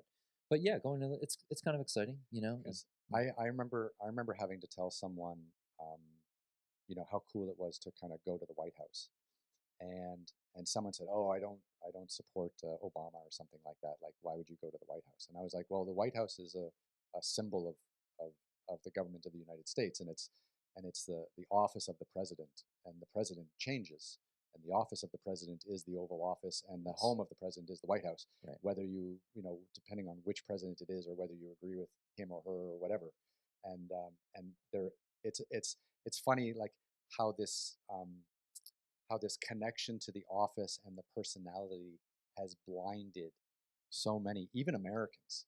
Like I'm a Canadian I was living in China when all this was happening, like, and people didn't understand what was going on, but like differentiating between the office of the president and the president Yes. is a huge important thing to do. Like this person that you're photographing here is borrowing that chair. Yes. And he or she, you know, in the future, wherever we may be, there will be another person sitting there. That's right. And that's a very key point. I think that is going to. I think we take that idea and we can apply it to a lot of other things as we continue this conversation. Because I think one of the things about Trump is that well, I'm not going to psychoanalyze him, okay, but there's a sense with him that he doesn't think of himself as having the responsibility of someone who's holding that office temporarily, that he's there for to serve the American people. And that, of course, that got played out later after he lost the election. He tried to overturn it, which we'll talk about, and then he didn't show up for Biden's inauguration. Right. And I looked it up before I came here today because I wasn't sure. There was maybe 4 or 5 other presidents who didn't show up for that transition of power.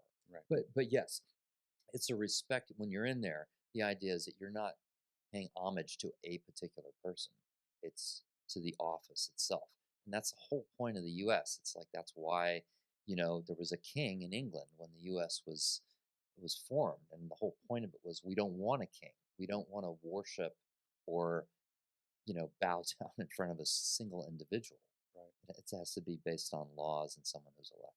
I think this idea of like strong institutions is really important. Like I was speaking with Cassius Michael Kim, who just launched his documentary Man on the Run on Netflix this week, and he was just saying, it was all about the one IMDb scandal, and how the sovereign wealth fund kind of got taken over by a few shady individuals because basically the institutions in Malaysia were not up to par with regards to like holding people back and doing proper DD on investments and due diligence on investments and things like that, and things kind of got away from them, and obviously billions of dollars were siphoned away into various bogus projects all around the world, and this idea of like strong institutions, like this is at the backbone of American politics. Like I studied American politics in university, and like there's nothing without that, the balance of power of the 3 major institutions: Congress, the Supreme Court, and the office of the president.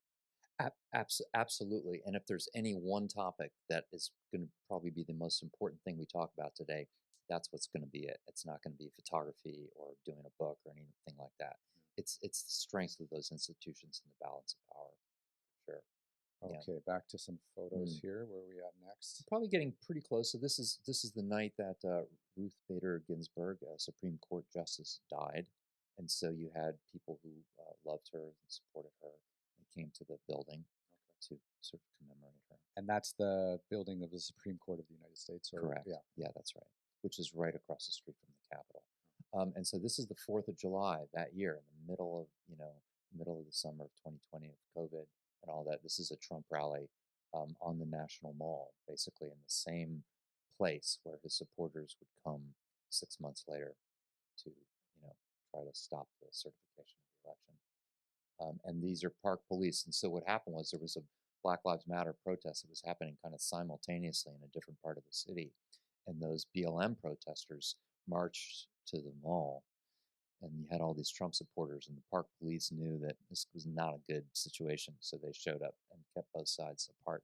Strength of institutions. I heard that this specific incident was something that was like premeditated. Yes, I think so. And yes. There were people on who were like running various Facebook groups, and they put it together where they wanted both of these people to come together, Black Lives Matter, Trump supporters, in the same place, the same night, at the same time. Yes, and I think that's right. I think I read that, and that's a beautiful shot. And But you can tell these are actual police. Yeah, these are U.S. Park Police. So these are, they're federal employees. But yeah, that's their jurisdiction. So that's why they're there. But it was a truly bizarre scene because you had these two sides converging.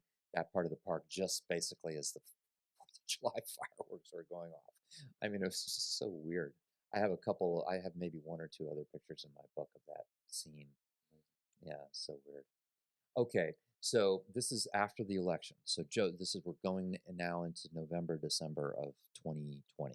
Sure. So Joe Biden has won the election, and in November and then once in December, there were pro-Trump rallies in Washington D.C. where this core group of people, and these guys are the Proud Boys, which is sort of a quasi, militia gang, whatever you want to call them. So they were sort of like leading some of these marches and sort of providing, security / intimidation. But it was basically a big flex. Yeah. And it was also, as we sort of learned a few weeks later, I think it was almost like practice for what went down on January the 6th.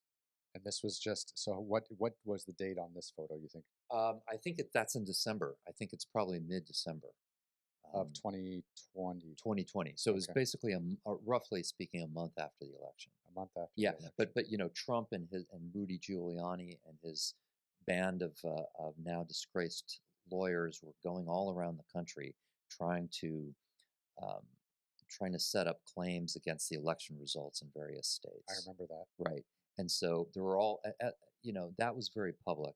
So they were doing some of those things very publicly, and what we've learned since then is that they were doing things behind the scenes to try to get some of these states to change their electors from Biden electors to Trump electors, doing it all legally, using like falsifying documents. I mean, we've learned all that since then. But at the time, what it seemed like really was these rallies were just a public show of support for Trump. And so one of the notable things about it is Washington, D.C. is it's a government town, and it's probably one of the most democratic cities in the United States, just by voting, right, by proportion. Like left-leaning. Left-leaning, yeah. Right. Center to left-leaning. So to have suddenly 20 or 30,000 Trump supporters in the middle of Washington, D.C., it was kind of jarring to see. Slightly unsettling. Like, what were they doing there after the election? Is this, I mean, at least in my lifetime, I couldn't think of any other circumstance where the results of the election were disputed by gangs of people out on the street after the election. The only comparable thing was Bush v. Gore in 2000. Oh, I remember that in Florida where they had to do the recount and half the newspapers all said Gore won, and then they Yeah, I remember that. So that was super complicated, and there were some sort of groups of people that got assembled in various state voting buildings and things like that, and there were shouting matches and pushing matches and things like that. Yeah. But it's not like you had either of those people getting their supporters out by the thousands. Well, to do any of that. The thing that scares me the most, and let's just slide back to that photo here, is like how militaristic this private citizen looks. Yeah. And that intimidation, like he even has an earpiece in. Like who's he talking to? Like are there guys on the roof? Like what? Like you're I'm laughing about it now, but like it's terrifying. Yeah. And that's this is what I mean. I remember when this was happening because people internationally, like I was in Dubai in November, December 2020 and January 2021. And I remember people abroad, like all of the stuff you're talking about, I remember looking at it from like outside the fishbowl, right? Like, and you were right in it, boots on the ground. And I remember just looking at it from a distance. And I just remember like people internationally being like, this is not, the bellwether democracy that we should all be hoping to achieve. Like this is a shit show, so to speak, right? Yeah. And this is, why are we all fighting our animalistic instincts to force ourselves to be a democracy? Because you do have to force yourself to be a democracy. Our natural animal instincts is completely opposite of democracy. Correct. That's right. Democracy is not wired into the human brain. No. And you have all these people, internationally, and these are heads of states that are just like, why are we all trying to be a democracy? And it's funny, like I'll tell you something, and I'll tell them too. Like I've never really voted because because you lived in China. I lived in China, and Yeah. like when I was 18, I had the chance to vote in Canada, but I ended up going and traveling, and I didn't plan ahead and vote and anyways, I was young and a little silly, didn't take my democratic responsibility as important as I should have. But then every time after that, I was abroad, and I stopped reading Canadian politics. I stopped following Canadian politics. I didn't even really care what was going on. I was completely detached. So I just decided it was more responsible for me not to vote.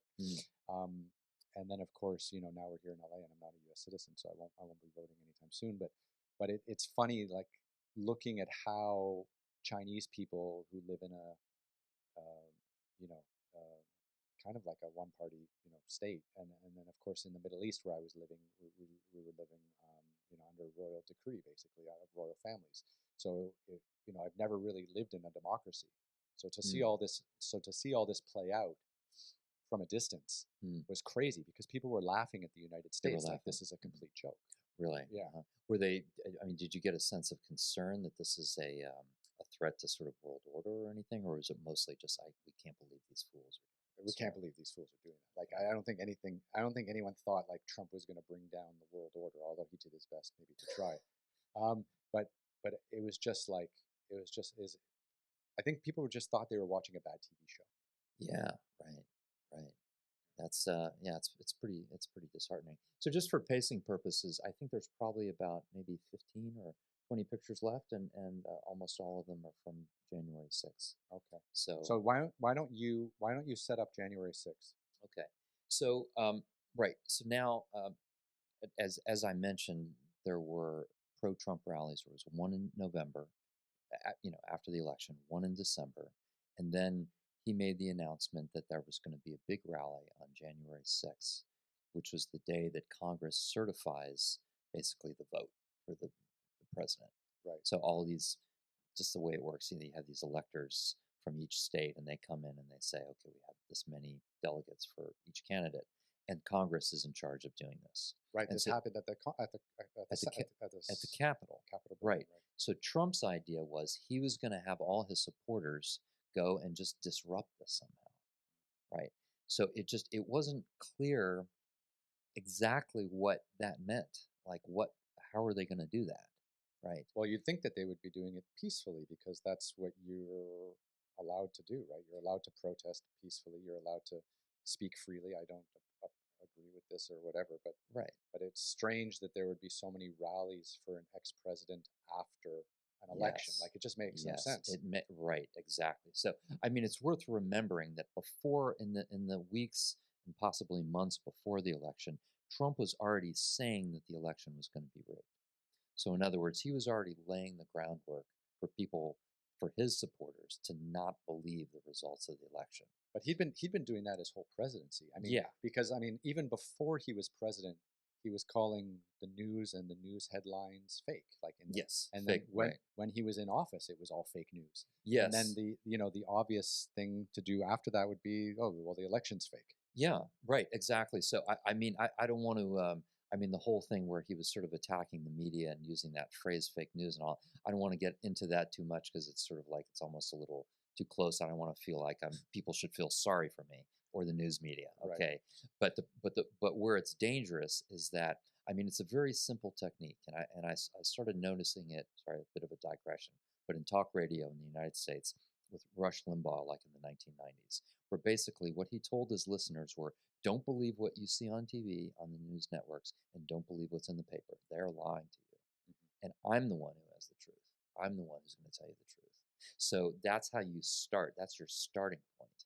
So basically, that means that if somebody likes that person who they're listening to, they're going to start to dismiss stuff that they're hearing about that they don't agree with or they don't like. And then they're going to start to, I mean, it's basically just like a cult leader type of a technique.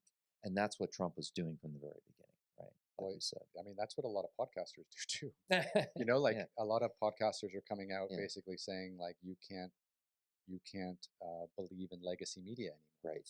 Right. And you know, this is the last. Well, I think Elon Musk is doing that, Yeah, right? absolutely. With 100%. with Yes. X, Yes. he's basically saying legacy media is dead, and X is the place where you can come to get, you know, real news and information. And I think that's, you know, that is, you know, maybe he's trying to fix something that's broken, but obviously he has a monetary, you know, benefit from people, you know, quote unquote, looking for that freedom of information or freedom of speech.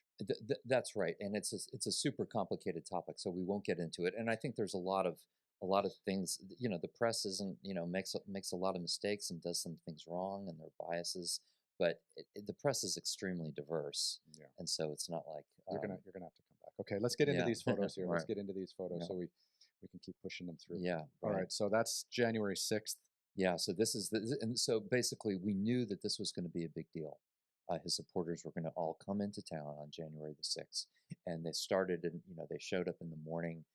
This is on the mall, so it's very close to the White House. This is the Washington Monument, so this is sort of like that monument. The crowd is kind of like, you know, between the monument and the White House, and then Trump came out and gave a speech. So I could tell right away that the energy was very it was more tense, and it was more angry than I had experienced at the prior two rallies. And was there like a Biden like camp, or No, was it just all Trump and it was all negative? 100% Trump, and it was all. I mean, it was negative. It was like positive for Trump, like, you know, rah rah Trump, and then the energy of like, we've got to do something about this started to percolate through the crowd. So this is, you know, really before things got going. So I went down there. I mean, I knew it was going to be a big day. I was prepped, you know, like physically and mentally for that. I went down in the morning to photograph the crowd as they were gathering to listen to the speech, and then I wanted to stay just for a few minutes as Trump was speaking, just to get the reaction of the crowd, um, which I did, and it actually wasn't all that interesting. So at that point, then I just went to the subway, and I wanted to. I could tell that some people in the crowd were already making their way towards the Capitol. That was the whole thing: is that this group of, you know, tens of thousands of people were going to march down to the Capitol while the certification was taking place at the Capitol. Right, because that was the whole goal was to disrupt the certification of Right. the election results, right? Yes. Yes. That was the verbiage, was the stolen election. Exactly. Right. So I got on the subway and I went down to Capitol Hill, and next to the Capitol, there's an office building, um, where there's a room in there that the still photographers use to work and, you know, do stuff. And so I went to that room just to kind of get my stuff together, and then within a few minutes, so this was about maybe 1 or 1:30 in the afternoon. And within a few minutes, a couple of colleagues came in and said, "Hey, this thing is already kicking off right outside the Capitol," which was about a 5 minute walk from that office building. So again, sorry, going back, yeah, a couple more shots here from the mall, you know, and it just felt kind of ominous, really, from the beginning. Oh wow, look at So all the people. right, so this is when I first got to the Capitol. So it's called Capitol Hill for a reason. There's a hill, and, you know, as you go up to the actual Capitol building itself, and there are all these stairs that go up. So as soon as I left that office building, I kind of walked around and then kind of like joined the crowd, um, that had moved up to the edge of the Capitol there. Um, and I turned around and shot that picture, so you can see the Washington Monument in the background of that picture. And your back here is to the Capitol building, Correct. which Yes. is also known as Congress, which is where the House of Representatives and the And the Senators Senate sit. are. Exactly. Right. Okay, so here we are. You know, it's starting to feel pretty wild. You know, this is about 2 p.m., I think. Yeah. And there were some police, some Capitol Police and some Metro DC Police that then, you know, positioned themselves in between the mob and the Capitol. Okay, so you can see. In fact, you can see some of these are bicycle police because they're wearing bike helmets. Yes. So they basically got every available law enforcement person right. To suddenly, there's this chaotic situation. And this is really where the battle began. Right here. I read somewhere that that the police and the local police and the Secret Service and the Washington District like police that take care of the Capitol building, like they were totally unprepared for this and had no idea it was coming. I mean, I read things like that, but I was like, how can they not know if it was all over social media and there's 100,000 people on the mall? Like, it just made no sense to me that they weren't ready for that. Yeah, I mean, I agree, and they took a lot of heat for that after for why that happened because it was clear it was going to be a big deal. But I mean, people have described it as a failure of imagination, and I mean, one of the ironic things about this is that, and you can even start pushing some pictures through, Okay. is that during the summer of 2020, so when the BLM protests were happening, this crowd, the pro-Trump crowd, these were all the people who were saying "back the blue," in those conflicts, Right. when it was George Floyd or BLM protesters versus police in any city, and there's bottles being thrown and stuff like that, scuffles breaking out. Yeah. The Trump crowd was always like 100% on the side of the police, and suddenly you find here they are battling the police. They're duking it out with the police. Let's look at this photo just a little closer. So, Yeah. is that the scaffolding behind where they actually do the presidential inauguration, which is where they were going to like Yes, confirm Biden? exactly. So the on January 20th, as a rule, that's when the new president gets inaugurated. So that scaffolding, and the inauguration happens outside the Capitol. Right. So that scaffolding was essentially under construction on January the 6th. They were sort of they were finishing it up. So that's what you see, and so you see this, mob of tens of thousands of people moving from, in this photo, from left to right. So the Capitol building is off up to the right. Yeah. Here. Yeah. And you can see the wall of police just failing.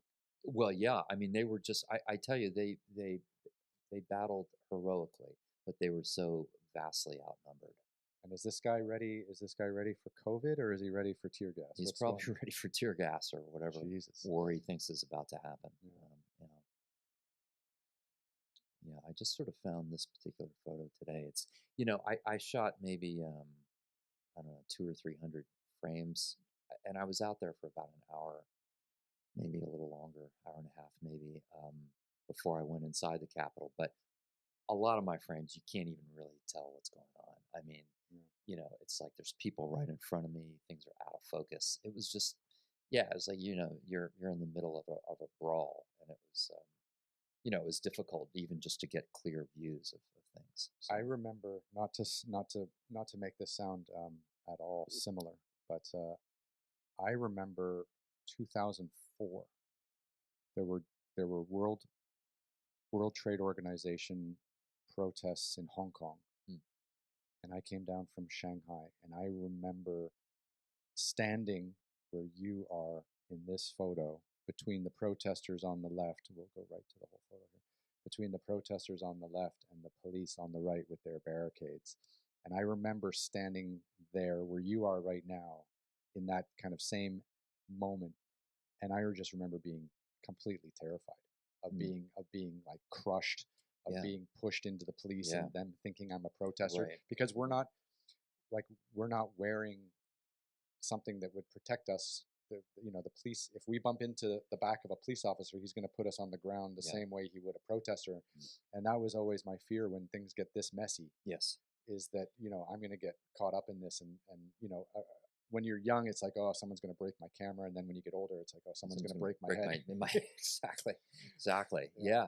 I mean, 100%. No, I have the same. No, I have the same concerns. Believe me. Yeah. I mean, one of my chief concerns, and you could maybe even go to the next frame or two, was because of is that guy wearing swimming goggles? Yes, he is. Wow. Because of the tear gas, right? He's ready. But you can see the flag there: God, guts, and guns. Anyway, is that because of the scaffolding and everything, and the size of the crowd was so huge, there wasn't enough room, and also the police were sort of, as you can see, they're kind of creating these sort of barriers, human barriers, as best as they can, up the steps. is that people were going up these steps and up the scaffolding and up like railings in every possible way, just like crawling over stuff. Yeah. And you can see the Capitol building up off to the right, but I was very concerned that at some point the police were going to do something. They were really going to ramp up.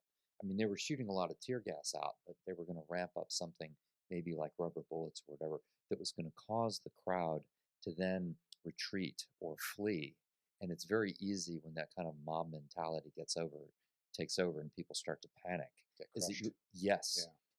Yeah. And I was just going to get knocked down and knocked off of something, basically. Yeah. So a lot of the time I found like a metal railing. So I positioned myself on one side of the railing.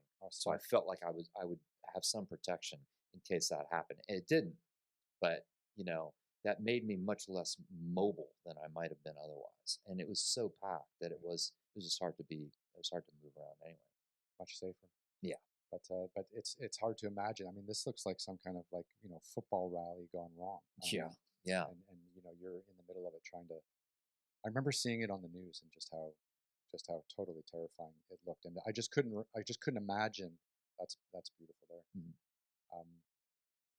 I just couldn't imagine like that we're watching this unfold in the world's most successful democracy. Yes. Like that alone made no sense, because having lived abroad for so many years, people talk about the United States and its freedoms and its democracies like it's folklore.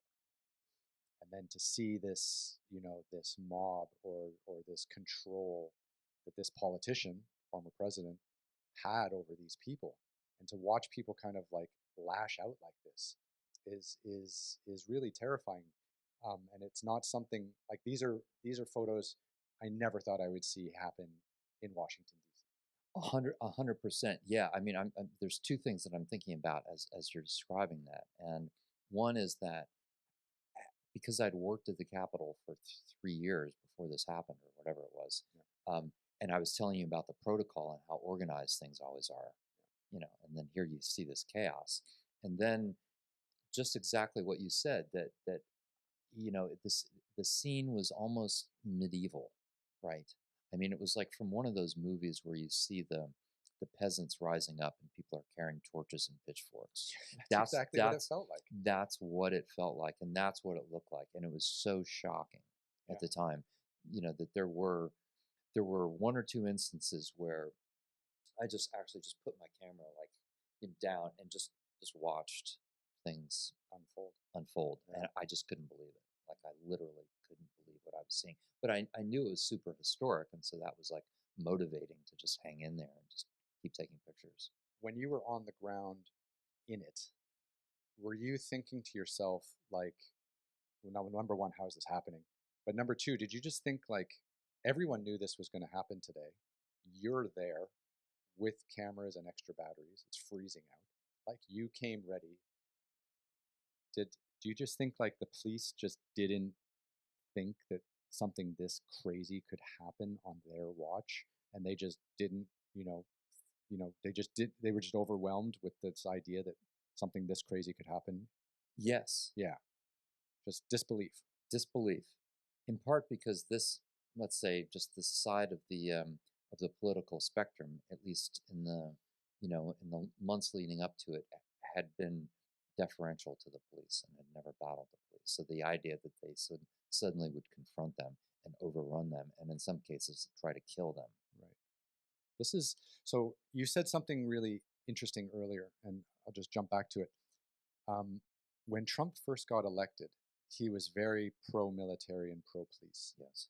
And it was all about the backbone of society, our military, and then obviously he was pushing for that kind of like pretty strong Republican line, Yeah, and pretty common sort of way of thinking on that side of the spectrum. And then then the whole like Proud Boy thing hit, and then it was all about like us versus them, and them being the military and the police, and this whole kind of thing just turned on its head, and it went from being like Trump promoting our military doing great things abroad, and you can think whatever you want about that, but also the police maintaining security and civility at home, and then having him basically instruct his followers to go against those people that he was like so prominently supporting.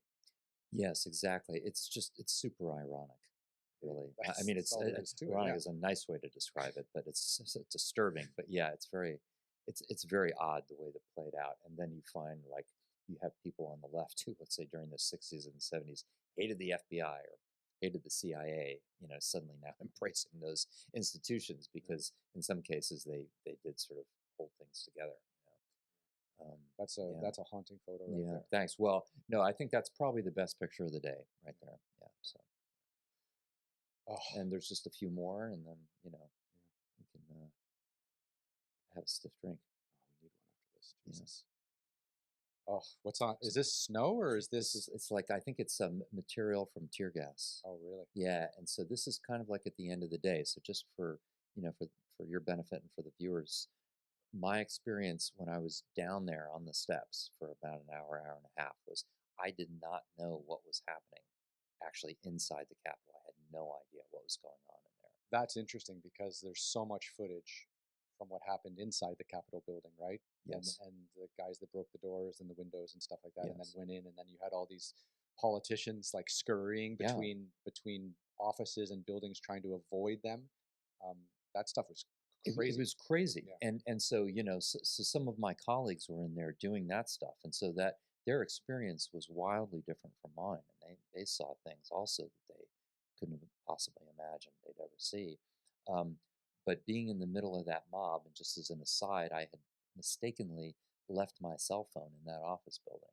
Okay. So I just didn't know what was going on. And it never even occurred to me that the crowd could have managed to actually get inside the Capitol.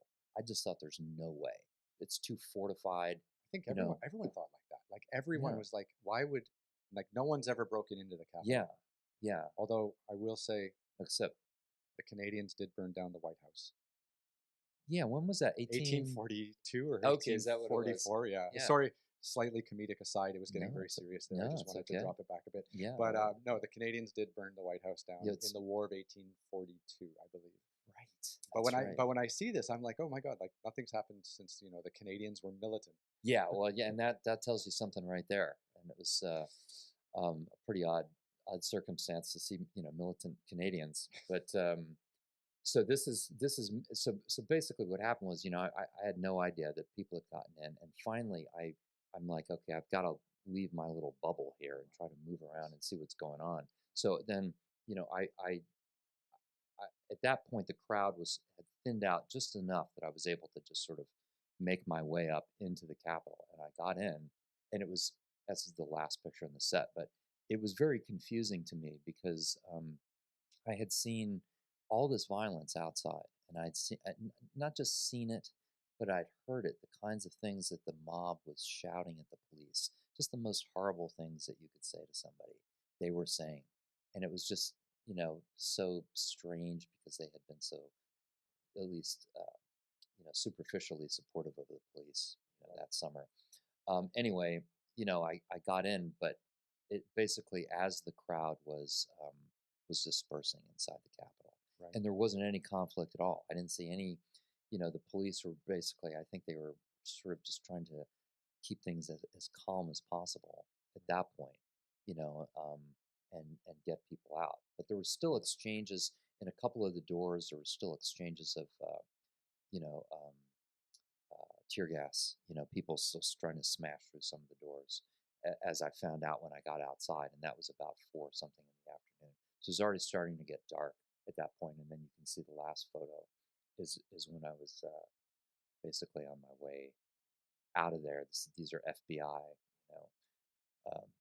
agents who've shown up now to try to provide some kind of security. And at that point, so the Capitol was going down, and they brought 6 guys, 6 guys, six guys and a couple ladies. One of many groups. And so as the day went on, there were more law enforcement were assembled to then go and set up security perimeters. Sorry, that wasn't the last photo. There's actually sort of the aftermath pictures now. That was the last picture from the 6th, but here I think. But then then it was very odd because then you had 2 weeks after that day before Biden was going to get inaugurated. So there was tremendous security around the Capitol. And basically all over that part of Washington, D.C., there were these fences that were put up because people thought, this mob, they might come and try to disrupt the inauguration. This is haunting to me, this photo here, because this reminds me of like America invading Iraq in the early days, and the soldiers like camping out in all of his palaces and stuff like that, like before, they during the shock and awe and all this craziness. Like, look at that. Like, there's just, these are, and again, is this military? These are National Guard. National Guard, okay. Yeah, is who it is. So it's basically military reservists who are part of the Guard, and they're young kids. They're kids who could have been there a year or two before on like a high school tour, but they were living at the Capitol. There were hundreds, if not thousands, of them actually living inside the Capitol. Eating MREs and basically bivouacking out there on the floor.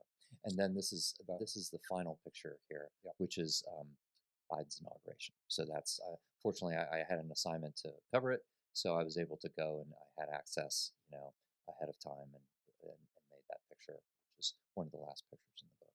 Wow, amazing! And this book is Brink. It's called Brink. Yeah. And when did it come out? So it came out a year after all this happened.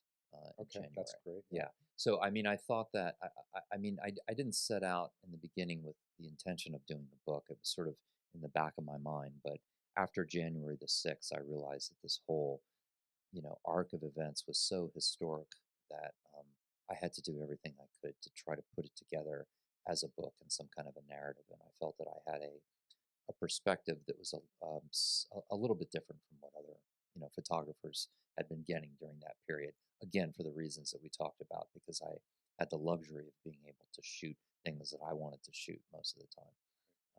How did you? So, I mean, how do you being there on January 6th? It's I mean, you're not in Cambodia or Sudan. You're in D.C., like your home, like your country, right? Like, how do you? I mean, you must have emotion running through your veins while you're photographing this. And this is something that normally, if you're photographing abroad, you're able to detach yourself from, or at least that's always been my experience. Like, I've been able to be respectful of the people I'm photographing, be respectful to the story, but it's not me. And this is you. I mean, I'm a Canadian living, in the U.S., and it doesn't hit me. But how does it feel as an American to be there documenting this historical failure of what democracy, of freedom of speech, of freedom of association, of freedom of, like, it's been taken to an extreme level. Yes, it was disturbing, and it is disturbing because we're still sort of in it to some extent. And 3 years later, we're still talking about it. Well, exactly, and I mean, yeah, again, that's a whole separate podcast, But no, it was really, really disturbing to watch it, and because especially being a government/poli-sci major, and I mean, I'm sort of, I mean, if I could kind of describe my political orientation, I'm sort of like an institutionalist in a sense that I believe in this case, and institutions can be super inefficient, make lots of mistakes, and do terrible things, but you need them to maintain all these lofty ideas, to protect yourself from the strongman.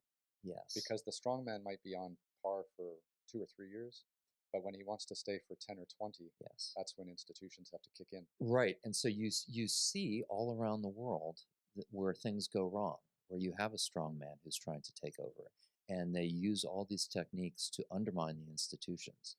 And so one of the things that I think saved the United States in this circumstance is that you never had armed governmental institutions fighting each other. Okay, which is kind of what happens in civil wars, whereas maybe the army is going to align itself with somebody, and then some other militia is going to align themselves with some other leader, and then they duke it out in a civil war, and that's what happens. That didn't happen in the U.S. Basically, in this case, law enforcement took the same side, and they took the side of protecting democracy, right, and protecting the transition of power from one to basically upholding the results of the election. Yeah. You know, pushing one person out and letting another person take their place. Well, I mean, if you, I mean, again, as a Canadian looking from outside in, like if you remove the peaceful transition of power, Right. there's nothing left. There's nothing left. There's nothing left. Exactly. You know, I was chatting with someone a couple weeks ago, and they were saying, you know, China's really fallen apart in these last few years, even before COVID and things like that. And someone was asking me, you know, what it was like living in China and during the time I did, and I was saying like China was super friendly and really a wonderful place to be in the early 2000s, and even just after the Olympics, and then there was the expo in Shanghai in 2010, and then and then things started to get a lot colder, right? And then Xi Jinping took over, and then that was fine because we had a very peaceful transition of power over the years, right? We had Hu Jintao, we had Wen Jiabao, you know, we had people coming in and then leaving. Yes. And then when Xi declared himself ruler for life, he broke the tradition of a peaceful transition of power within the Communist Party. Right. And then he started purging his opponents and this kind of thing. And I feel like this is when everything went to shit in China, even before COVID, and then COVID exemplified that. And I really feel like this messing, anytime you mess with this peaceful transition of power, it's a huge, huge mistake that might not get played out for a few years. It gets the ball rolling in the wrong direction. Absolutely. Yeah. I completely agree. Yeah, it's terrifying. And I think that the worst things that are going to happen in China just haven't happened yet. Like I think it's still there's this brewing sense of discomfort over having someone in this role for his life, and I'm very nervous. You know, people talk about Biden, for example, and him not being coherent. What happens when Xi Jinping, the emperor for life in China, becomes 80, 85, and is no longer coherent? I mean, we saw what happened with Mao. He destroyed the entire country and destroyed himself in the process. And like, who's going to be there to tell him, hey, yes, time is enough, without being at risk of going to jail? Exactly. Right. And that's, you know, that's what these leaders do, these dictators do, is that they use different arms of the government. They've now co-opted these different arms of the government just for their own selfish purposes. Right. Where the loyalty is to a single person instead of to a set of laws or ideas. And it's very dangerous. But you look at the history of the world, and that this stuff goes in ebbs and flows. And I think it's important to remember that you shouldn't take anything for granted. Even in one of the world's first democracies, or sort of like functioning democracies like the United States, you know, you can't take it for granted. No.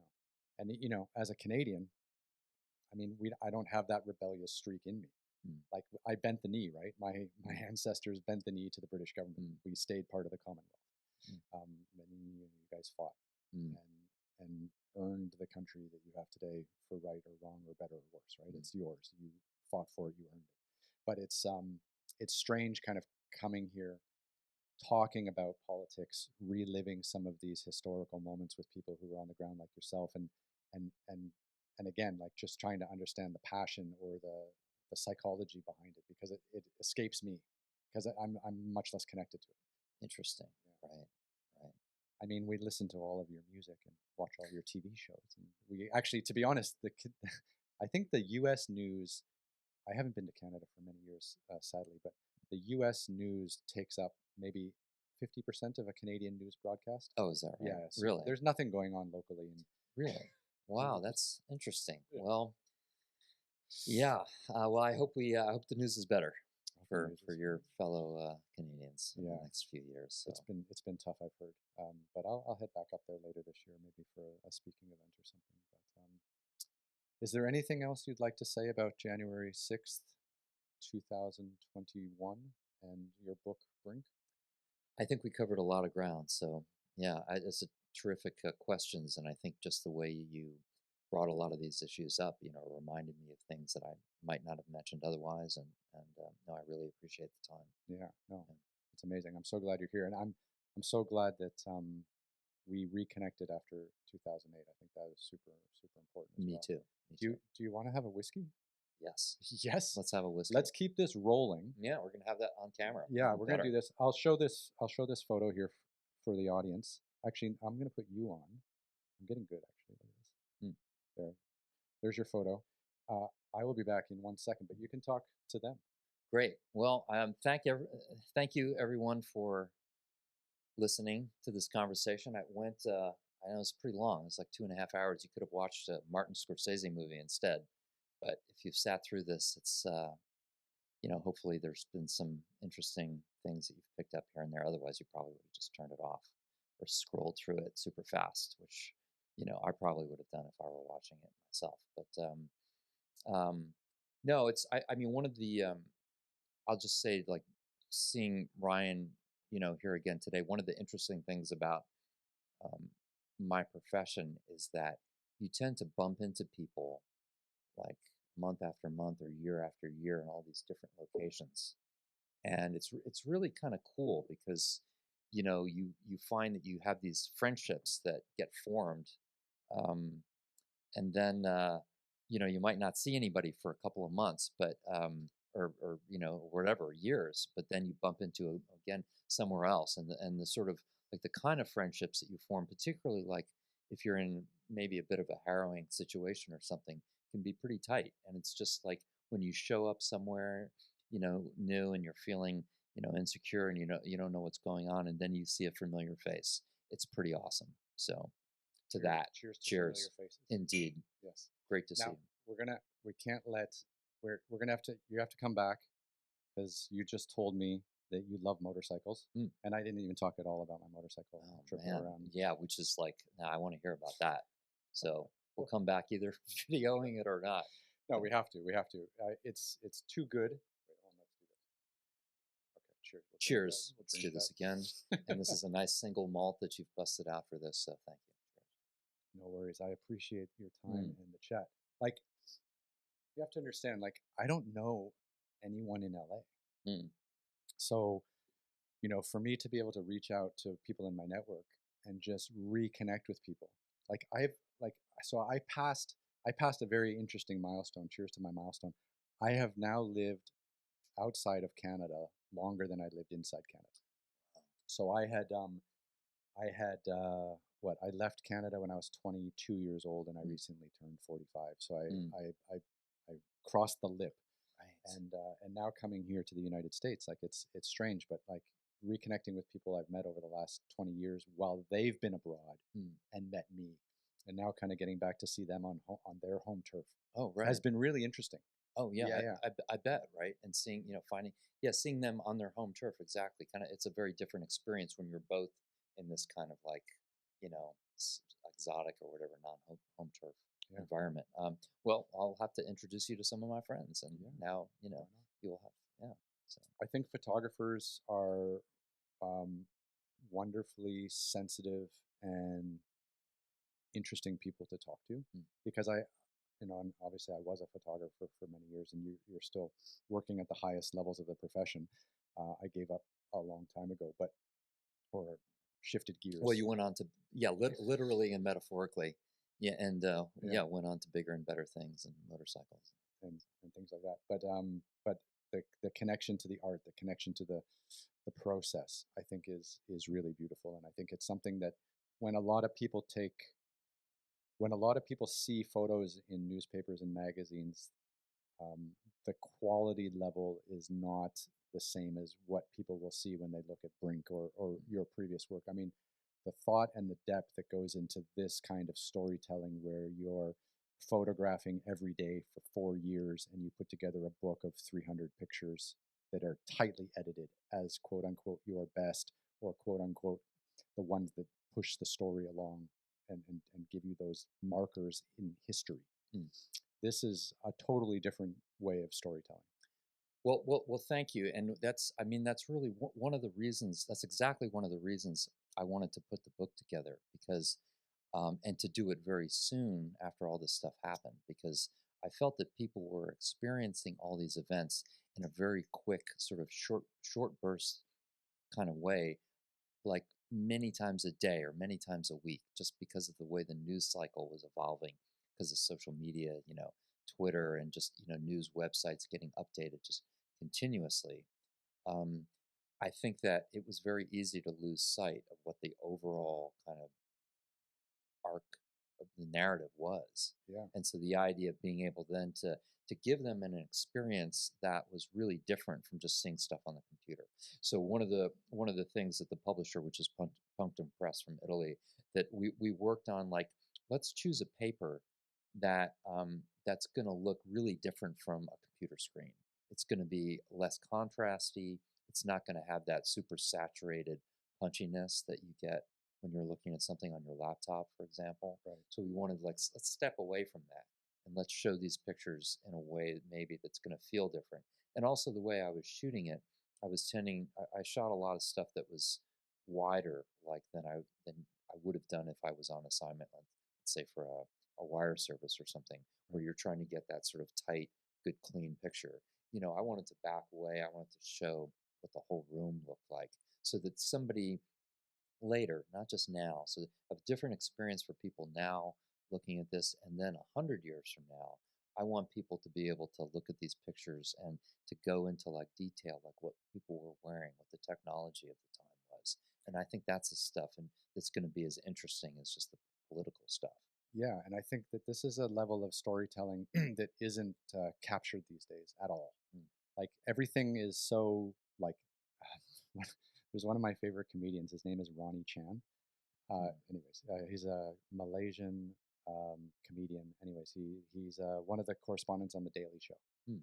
Oh. and he has this comedy special called Asian Comedian Destroys America, and he talks about Amazon, and he's got this thing where it's like Prime now, like everything has to be now, everything has to be bigger, and obviously as an Asian kind of making jokes about America, it's quite funny, and but this is what the media is doing to us. Yes. Like Yes. they're just giving stuff to us today, and then tomorrow it's something completely different. And there's no one that we can all kind of trust in the media these days who can say, okay, this is what's happened over the last 4 years.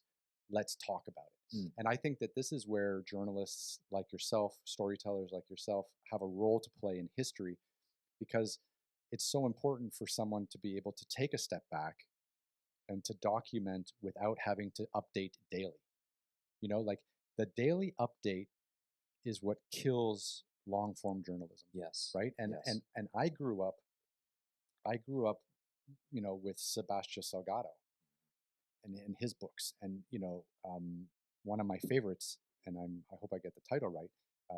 The two books I have is Workers, where he did the workers all around the world, where he spent like a decade. Yeah, incredible. And then the other one was Migrations Yes. of migrating people.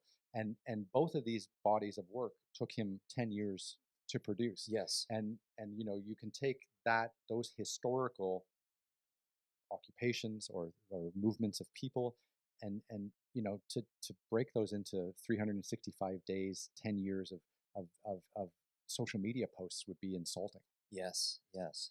Well, I think that, yeah, that's so true. And so anytime, whether you're doing it for yourself or you have a client that gives you the luxury of kind of taking more of the long form approach, is so Such great. a luxury, such a luxury. Right, Such a luxury. luxury being the key word. Yeah. But I think that, like, what you kind of you transition from still photography into doing video and TV stuff, and you're not doing soundbite shows. You're going to places, Yeah. and you're spending a month or whatever on the ground. How long was your motorcycle trip across China? How long did that take? So Tough Rides China was 2010. It was 64 days. 64 days of like documenting every day, filming every day, filming all Right. the interactions, and then of course then you have to go into the editing room and be like, okay, what the fuck just happened? Like that's the biggest mind fuck. Pardon my language. Like is shooting for that amount of time. Like when I was doing the BBC stuff, And when I was doing the Discovery Channel stuff, Extreme Treks and Expedition Asia, we would shoot for about 2 weeks, which was a lot. We would be in a desert, we'd be on a mountain. But the motorcycle trips, we weren't looking at much footage day by day. Oh, because you couldn't. Because just didn't have time. And we're exhausted. Yeah. Like and to be on a motorcycle in Brazil or China or India for 10, 12 hours a day is super. I can only imagine. Yeah. But then, so after 60 days, you have, these 20 hard drives that are your television show. And you've got to remember what you did on these days and correspond them with the file dates and the numbers and then make notes for your editor. And I was trying to do that as we were going along. But then, then you have this kind of like long form essay of how you spent the last 2 months of your life. And then you get to share that with, television audiences all around the world. And that's great because people still watch those Tough Ride shows. Yes. And I think the fact that you almost like that you're not going to do the editing as you're going along, it kind of like, I think it allows you to be more immersive in the experience. Absolutely. Absolutely. And like what you're talking about, I mean, all this stuff that, you've been doing, it's the same kind of material or spark, I think, that drives me and a lot of other people. It's a sense of curiosity. And you just want to go and see stuff for yourself. Yeah. What is it like? What's that village really like? You've seen a couple pictures of it. What's it like to actually go there, to have to travel there on the ground, get there? What's it like when you're there? Yeah. I do speaking events all around the world, right? And pre-COVID, they haven't really come back since COVID hit, but pre-COVID, I was super busy. I was doing like 30, 40 speaking events all around the world. And my niche in those speaking events were just that I've been there. Like, I went out of my way to make something in a really remote, strange place, right? And I started my speaking career by going to universities and doing talks for free because university professors don't go anywhere anymore. Like, you can have a professor, I'm not digging at anyone specifically, so I won't mention a university, but you can have a university professor who's the chair of the China program, for example, who hasn't been to China in 5 years. Not acceptable, right? So, if that person isn't spending 2 or 3 months a year in China, they have no idea what's going on because China's changing so fast, or at least it was when I was, maybe now it's a little bit less, but in the early 2000s, so much stuff was happening. Like, I was getting paid to go around to all these universities and fill the gaps between the professor's knowledge and what the book was teaching. And I was there like as the boots on the ground guy. Yeah. And I loved it. And it was amazing. And to see these students light up and be like, you live in Shanghai, for example. And they're like, why would you do that? Like, can you do that? I was like, yeah, you just get on a fucking plane and you fly to China. Like, you just go. Just go. Yeah. It's not a mystery. Exactly. That's the thing about a lot of this. But the drive to go and to go on your own terms. Yeah. You're not going with a tour. You're not signing up for an experience that somebody else is managing for you. Sure. I mean, when you're doing it on the moto, that's like the ultimate. You're just winging it. Well, that's the sense of freedom, right? Like, you've heard this quote time and time again, like, it's not an adventure if you can control it. And I feel like, as an aside, like as a high level athlete for so many years, my whole life was controlled, like 12 months a year, 365 days. Like, we had to practice all through the summer. We had to train all through the summer. Just because school started in September and finished in April didn't mean you were free, right? So when I wasn't good enough to play professionally, it was just like a huge weight off my shoulders. And all I wanted to do was see the world and be free. Because my father was an Olympian. What sport? Water polo, 1972. So 72. Yeah, in Munich. In Munich, yeah. When there was the attacks. But so I grew up with this my whole life, and my father got me into sports very young, and everything was very structured very early, right? And I thank him for that because it gave me discipline and it showed me how to behave properly, I suppose. But then when it was done, going to China and just being free and being able to find my own way and make mistakes and not have people judge me or bench me, or get sent to the disciplinary committee for academic, because I missed too many classes or something. Like, to just be totally free and to be in China and to be young and to have a hunger to tell that story. I mean, from 2002 to 2010, 12 was just, like, I mean, I feel like I can remember every day. It was so vivid. Wow. Yes, it's just amazing. Yeah, no, that it's so true what you're sort of talking about. The structure versus putting yourself into a position where you're not sure what's going to happen. That's the best. It's kind of exciting. I mean, you don't want to do it all the time, No. but and cheers. I'll just leave it at that. All right. So let's call it. Let's call it. Let's call it a day. We did 2 hours 35 minutes. We talked about Brink, your look at the Trump presidency, all the way up to January 6th. This podcast will actually go live on January 6th. We're talking one day before, so I can just do a bit of editing. I will also tag you in all the posts and stuff like that. And please, please, please come back, and we're going to talk about bikes and travel and everything other than the Brink. Would love to. Let's everything besides politics. It sounds great. Love it. Thank you so much, Ryan. Great to see you, buddy. Hold on, we got to do this. Great to see you. All right, fade to black. And we're done.